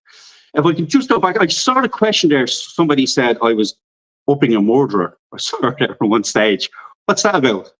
I don't remember. Oh, I think, well, Billy Jack Haynes, I think that had to do with Billy Jack Haynes, but he has not been found guilty. And, well, there's definitely Yeah, who would mental help a health murderer? issues going on. Who would help a So, murderer? I think he was referring to that I had mentioned Billy Jack Haynes, and we had talked about you tried to send him stuff. But he's actually see, not been convicted of it. but that's what we're talking about there. Like, I mean, assisted suicide is one thing, but just, you know, verbal agreements between people is completely different. So I didn't go out there and murder anybody. So that's on the list. Come here. I had a question here I wanted to ask you. Two things. One is Puerto Rico. One is the film, the wrestling movie with the mask. Grunt, the wrestling movie. I know you're a big fan of that movie, yeah? Oh, I love that movie. It's one of my favorite movies. I saw that as a kid as well in the video store. I rented it out and just, I must have watched it about 10, 20 times as a kid. Loved it. It was a very tongue-in-cheek, cheesy take on wrestling, but it's just pure comedy, like, you know. How it didn't survive the test of time, I don't know, like, you know. But I actually interviewed Mad Dog Joe DeCurso from that movie. The one thing I'll mention, it's done for kids, but there's nudity in it. Did you find that weird when the manager like flips her boobs? Like it's kind of yeah, funny, but with the French poodle thing. Come here, there was, I suppose people's heads being taken off with a drop kick as well. Isn't really for kids. there was a wrestler here from Ireland called Irish Pat Barrett. Very back in his day, he was kind of an open mid-card guy, main event in some territories. Real old school wrestler, great championship amateur. Anyway, he's in the star of that movie. So in the movie where your man has the camera interviewing him in the hallway as he makes his first appearance, and they're walking out to the ring, and Mask is having his first match. The guy he's fighting there is actually Pat Barrett in that match, and he was telling me some stories about it, how he fought with the director. The director was very rude and very demanding of the wrestlers, and Pat was very a colourful character, like. But they filmed that, I think it was a year and a half before they came out. So people think it's 85, but he said it was like, I think it was late 83, early 84 when it was actually made, like, But Red Bastien, he said, recruited a lot of the wrestlers for the scenes in that movie. But I love that film. It's my favourite wrestling movie, like, and the Mask character. The one thing I was amazed about that I only found out recently is the guy that's Dick Murdoch's partner in the handicap match that the Mask has is the Destroyer, Dick Beyer, without a mask, which you never see him without a mask. So that's a cool thing. I watched the credits, you start getting to know wrestling to see who's who, and then you get the name, you look up the name, and then you find out who the people are. And back then, to see a wrestler in a movie like Roddy Piper and Day Live or King Kong Bundy used to be really exciting. Like, people like wrestling. Because I don't know what it was like for you growing up, but when I said I was into wrestling, I used to get the piss taken out of me, like, and as if you were stupid like that, believing wrestling was real. But yeah, I used to get kind of a lot of negative comments off people. So I used to be excited to see wrestling, like, Yeah. And it's not like this today because there's way more bullying, I think, back then for wrestling. But I remember when I first started liking it, everybody liked it. Then from like 92 to 96, there was a period where I'd have to get in fights because people would bully me for liking wrestling or wearing a shirt to school. Like, there was a period there where it was not cool. And I was one of the few that remained a fan. So maybe that's what you mean. And then it got popular again in the Attitude Era. Yeah. I always loved wrestling when it was on. Like I said, anyway, you can get involved, tape trading, the magazines, trying to help out shows, not invited, but it was just having that passion for it and everything. And in a way, when you get into it and you go behind the closed doors and such, like, and you start treating it as a business and a livelihood and whatnot, in a way, I kind of miss that, the way, the passion you had for it and excitement of it, like, But now it's different. Everything changes. You can't hold on to the same things forever, anything in life. You said a comment there earlier on with AEW, how it's choreographed and you can see they're talking to each other. That's the whole skill of wrestling, that you don't let the audience see that. With your magicians, you don't see the sleight of hand, like, and whatnot. That's what's missing, like, you know what I mean? You make people believe that they're not seeing that. Like, what's that guy? I watched one or two of his matches, Logan Paul. You think that guy was wrestling years, like, how he comes out. I'm sure he fucking trains every day, months in advance of having his match, like, but why can't AEW do that with their younger guys, like, just put that kind of smoothness out there, like, because you're investing in your own product. So wrestling has changed. I miss the days of actual wrestling. I remember getting excited with Barry Windham with his gut wrench suplex. Buddy Landell had kind of a twisting elbow drop. Simple moves like that. I suppose technically almost a high spot back then, like, But like I said, times change. Wrestling, it's not for me like it was back in the day, but fair play to the lads out there making a living.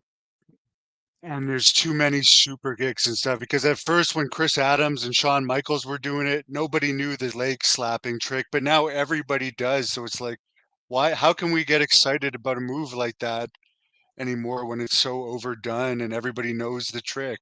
You're not going to slap your leg in a real fight. We had Tracy Smothers in here for a few tours. Character, great guy. I actually, it's a pity he didn't live over here. I would have used him full time, like, But I remember he got some of my guys would go stay with Tracy, and he'd bring them around the circuit over around his area of the States, Tennessee, Indiana, and all that. And what was interesting was there was so much working on. They'd be working almost every day on the indies. The lads met the likes of Bill Dundee, the Rock and Roll Express, all those kind of old school guys, like, and they would introduce themselves to the Irish guys as if the Irish guys wouldn't know who they were. And they were saying that those guys were so professional and welcoming, as opposed to the younger guys on the scene who had no name. And they were like, no, we know who we are. And, they called them Mr. Gibson or Mr. whatever. Like, I just think hearing those stories I thought was pretty sad. Here's these guys you can be learning off, but they have to introduce themselves to people and get themselves over after all their decades in the wrestling, like, But that's just the way things are changing. 100%. And what was it you wanted to ask about Puerto Rico before we go? Puerto Rico. So I'm not sure if you were there at the same time, but I would have had a few chats on and off with Bushwhacker Luke, I remember trying to get Madman Manson booked over there. One of my guys, and you'd ring up and you get Butch, and was it Butch or Luke? Who was the guy in the States? Or in Puerto Rico? Luke. It was Luke. Luke. And he'd be on the phone, and then he'd try to get himself over and trying to get booked over here. Here I am trying to get fucking guys booked over there. Like, but anyway, going off topic, but there was a promoter got on to me. That might have been after Victor died, because after Victor died, they were just scraping by. Maybe. It's good to know. There was a Russian promoter. I don't know if he's Russian first generation or Russian American, but he had gotten on to me about wanting to bring shows over to Ireland. You want to go around Europe, you want me to be Irish guy. And he was going on about bringing out tigers and guys, models dressed up as gladiators, smoking fire, and putting all these big extravagant shows on as a tour. And I remember saying to him, just like the venue at the time in Ireland to rent, the Old Point Depot was 25 grand in pounds at the time. Or was it euro? Anyway, 25 grand. He wanted to run there, and I was trying to say the expenses to him. And he had I'd bring all these stars in. The guy at the time, he had done some stuff in Puerto Rico. I can't think what he called it, promotion. And he was just doing press releases as opposed to shows. So he's bringing the Road Warrior animals and all this. And I rang up. I was there for that. So Luke had told me that this guy was basically washing money for the Russian mafia, not to trust. Nothing ever went anywhere with your man after those press conferences. Do you have any background on that? I couldn't have been that well funded because they canceled the show. What I do remember, they did a big press conference. It was supposed to be at the arena where I think they had Elimination Chamber recently, or they've done a few pay-per-views from this arena. Jose Miguel Aguilar Arena, WWE uses it. They had like the Powers of Pain, Road Warrior Animal, Kimberly Page, pretty much all these unsigned famous wrestlers. And they did a big press conference where I think the Warlord put Animal through the table with the Barbarian. And it was done in association with IWA, because IWA was going to help fill out the undercard. And then it ended up not happening, but they spent a fortune flying all these guys out, doing the press conference. And then I remember one silly thing was they brought all of these people to the IWA show that night of the press conference to like go in the ring and talk about the show, but they never advertised it for IWA. So I was thinking to myself, they have all these stars and they didn't even like advertise on the TV show that they're all going to be appearing here. So it just was a big cluster. And as I said, they can't be that well funded because there wasn't enough of a pre-sale to actually do the show. And it was definitely the Russians. I remember Luke would drive us, so he was involved with it. So if he says it was part of something, he would know more than me. Cheers for that. Thanks for clearing that up. I do know in wrestling there is money laundering that does go on. I've seen and heard of it in England in particular. I remember allegedly this was the story. Do you remember that group 5-Star Promotions or 5-Star Wrestling? One or the other. They were going to bring in CM Punk. Going back maybe 10 years ago, less even. Did you hear them? It was the big CM Punk was up for like £2 million. Yeah, it was making the news. I remember. Yeah. That. So apparently that was scrub money, as they call it in England, where you put in money to wash. But I remember they did a show in Northern Ireland and they'd contacted the promoter for saying if you're willing to do, because the money he was throwing around was crazy. If you want to do something down in Dublin, I could act as a regional promoter. But they wanted to keep it within the EU laws, which made even more sense to me if they're trying to launder stuff like through their own system, tax-wise or whatever-wise. But they ran this like 7,000-8,000 seat arena and they got like 400 people. But and people tried to buy tickets on the day, all the cheap seats were sold out, so you could only buy the expensive tickets at the side. So it made it look like there was thousands upon thousands of people there. All those tickets were sold. So that's very dubious carry on. But yeah, money laundering in wrestling is not something new, like, you know. But yeah, I find it's stuff like that that people don't see or hear about in wrestling. There's a lot of stuff that goes on there I think makes wrestling more interesting than what it actually is, like, you know. I actually come to remember about it. Sting, I don't think was at the press conference, but I think Sting was supposed to be on the actual show that was going to happen in Puerto Rico because he was in TNA at that time. But that was just so bizarre. I forgot all about it. But I remember the main thing I remember is Kimberly Page is in the dressing room and in a pair of those short tights. And my God bless DDP. He was lucky. Come here. He wasn't with her One at last, that time, but she's hot. come here. There was plenty of women in wrestling who were attractive. I always think that's interesting. For me, I watch wrestling because it's wrestling. But you often wonder, like, I know on the YouTube channel I have, Suicide Fire on YouTube, you put up some of the matches from the women that have been here over the years, and you get loads of hits from India. But you wonder, like, do lads watch wrestling who are gay the way heterosexual lads watch wrestling for the women? Just speaking of gorgeous women, you'd look at them and, like, I watch people like a Charlotte Flair. Say you have your Becky Lynch. I'm trying to think. AEW, the shoe fight one, the Mexican that wears half the face. I like good, hard hitting matches where, like in UFC, it looks like it's a fight. But you don't watch them because they're wearing a tight outfit. You watch them because you want to enjoy the match. But women's wrestling seems to get the wrong kind of attention. You see people, yeah, I don't know, man. It's a weird one, like, you know. 100%. And as far as where the fans can follow you, where can they look you up on social media? Me personally, I have social media. I came over during COVID because I work in the health sector. So it was just head wrecking listening to all these COVID talks about people who didn't know what they're talking about. But you can find me on Suicide Fighter YouTube channel. It's about suicide awareness. I'm wearing the t-shirt there, if you can see it. So it's just about bringing awareness to suicide, which is something that has touched wrestling deeply. Like, there's a lot of people who commit suicide. I've seen an Irish Whip passing out over the years, and people over various parts of England, Europe, everywhere, globally with wrestling. So there's YouTube awareness or suicide awareness videos, and there's a lot of old Irish Whip wrestling stuff. So Suicide Fighter YouTube channel. There's a Suicide Fighter page. There's an Irish Whip wrestling page on usual Facebook and Instagram. So what brought you to work in that is just knowing people that have had those experiences and it's affected you and you wanted to bring awareness to it. But you see, I'd work in a lot of areas where it kind of helps people, support people. So now I'm sure there's people in wrestling that just think I'm a natural heel, like, you know. But look, you know yourself, you have to be a prick sometimes to put people walk all over you. In the industry full of arseholes and pussies, it's good to be a prick. But I am a nice guy and I do help a lot of good causes. And that's one that stood out to me. I know in Ireland anyway, and in Europe in particular, it doesn't get enough attention.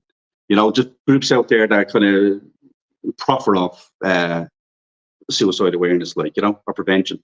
You sell all courses to whatever. But it's just word of mouth, you know. I'll wear this t-shirt, someone could see it, they might ask a question, I might prevent them doing whatever. You have a Jordan Peterson out there. It's to prevent people doing things that way.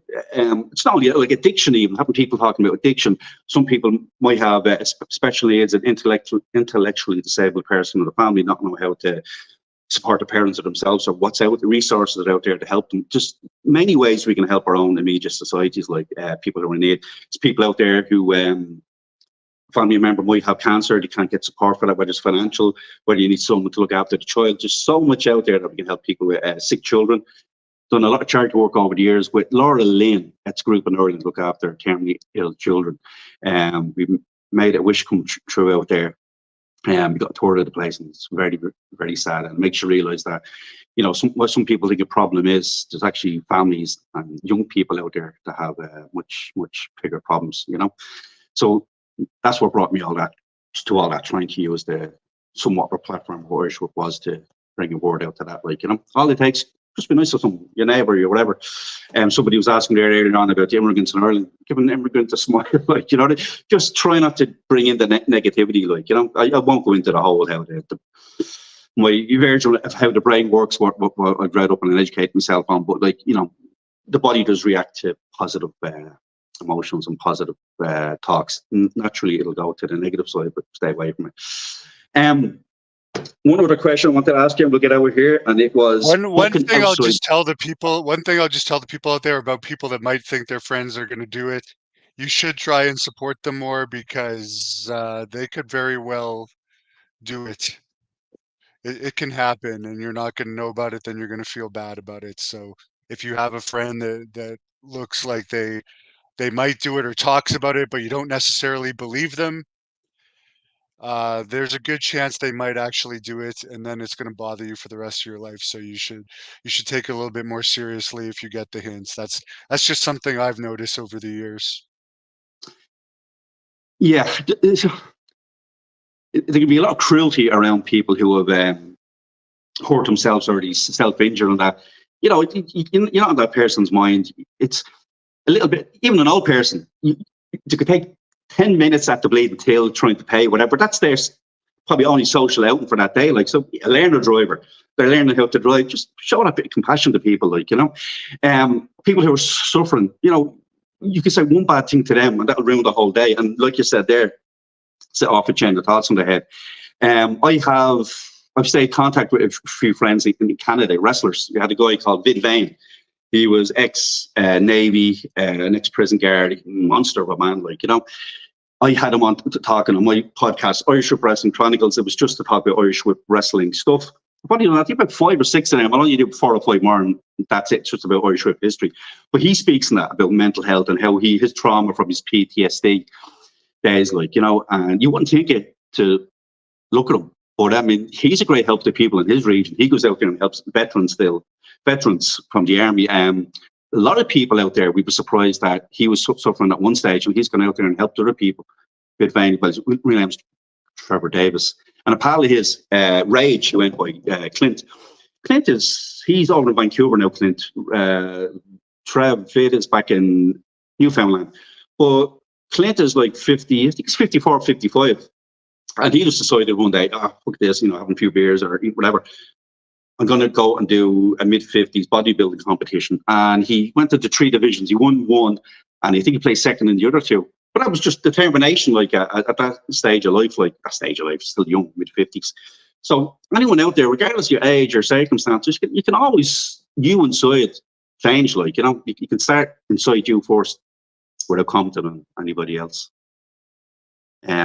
Yes, the other thing I wanted to say was you promoted some groups like TNA over the years and whatnot. Oh yes, you worked with. Well, you didn't work with them, but you had associations with TNA. Which, yeah, but I had groups like Ring of Honor back in the day who wanted to come into the world. Harold Brody, you remember Harold Brody? He wanted to do stuff with NWA shows.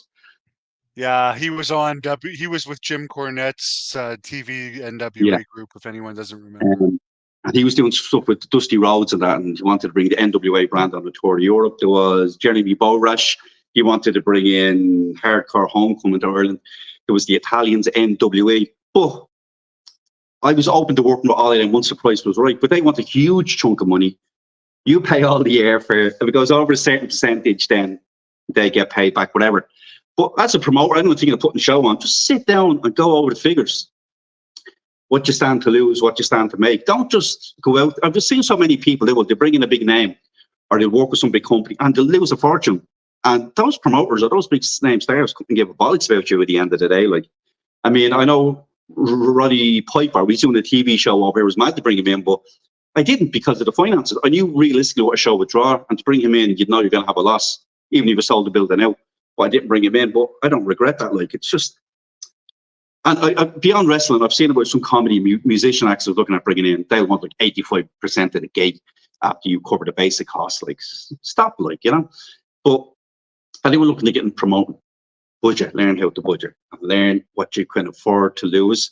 Now, when I say afford to lose, you lose maybe a couple of £100 in one show, but you'll make it back the next show, saying on the raffle or whatever. That kind of losing. I've seen guys who would start wrestling who have lost tens of thousands, and it's like, what? One guy in Northern Ireland lost was 50, 60 grand.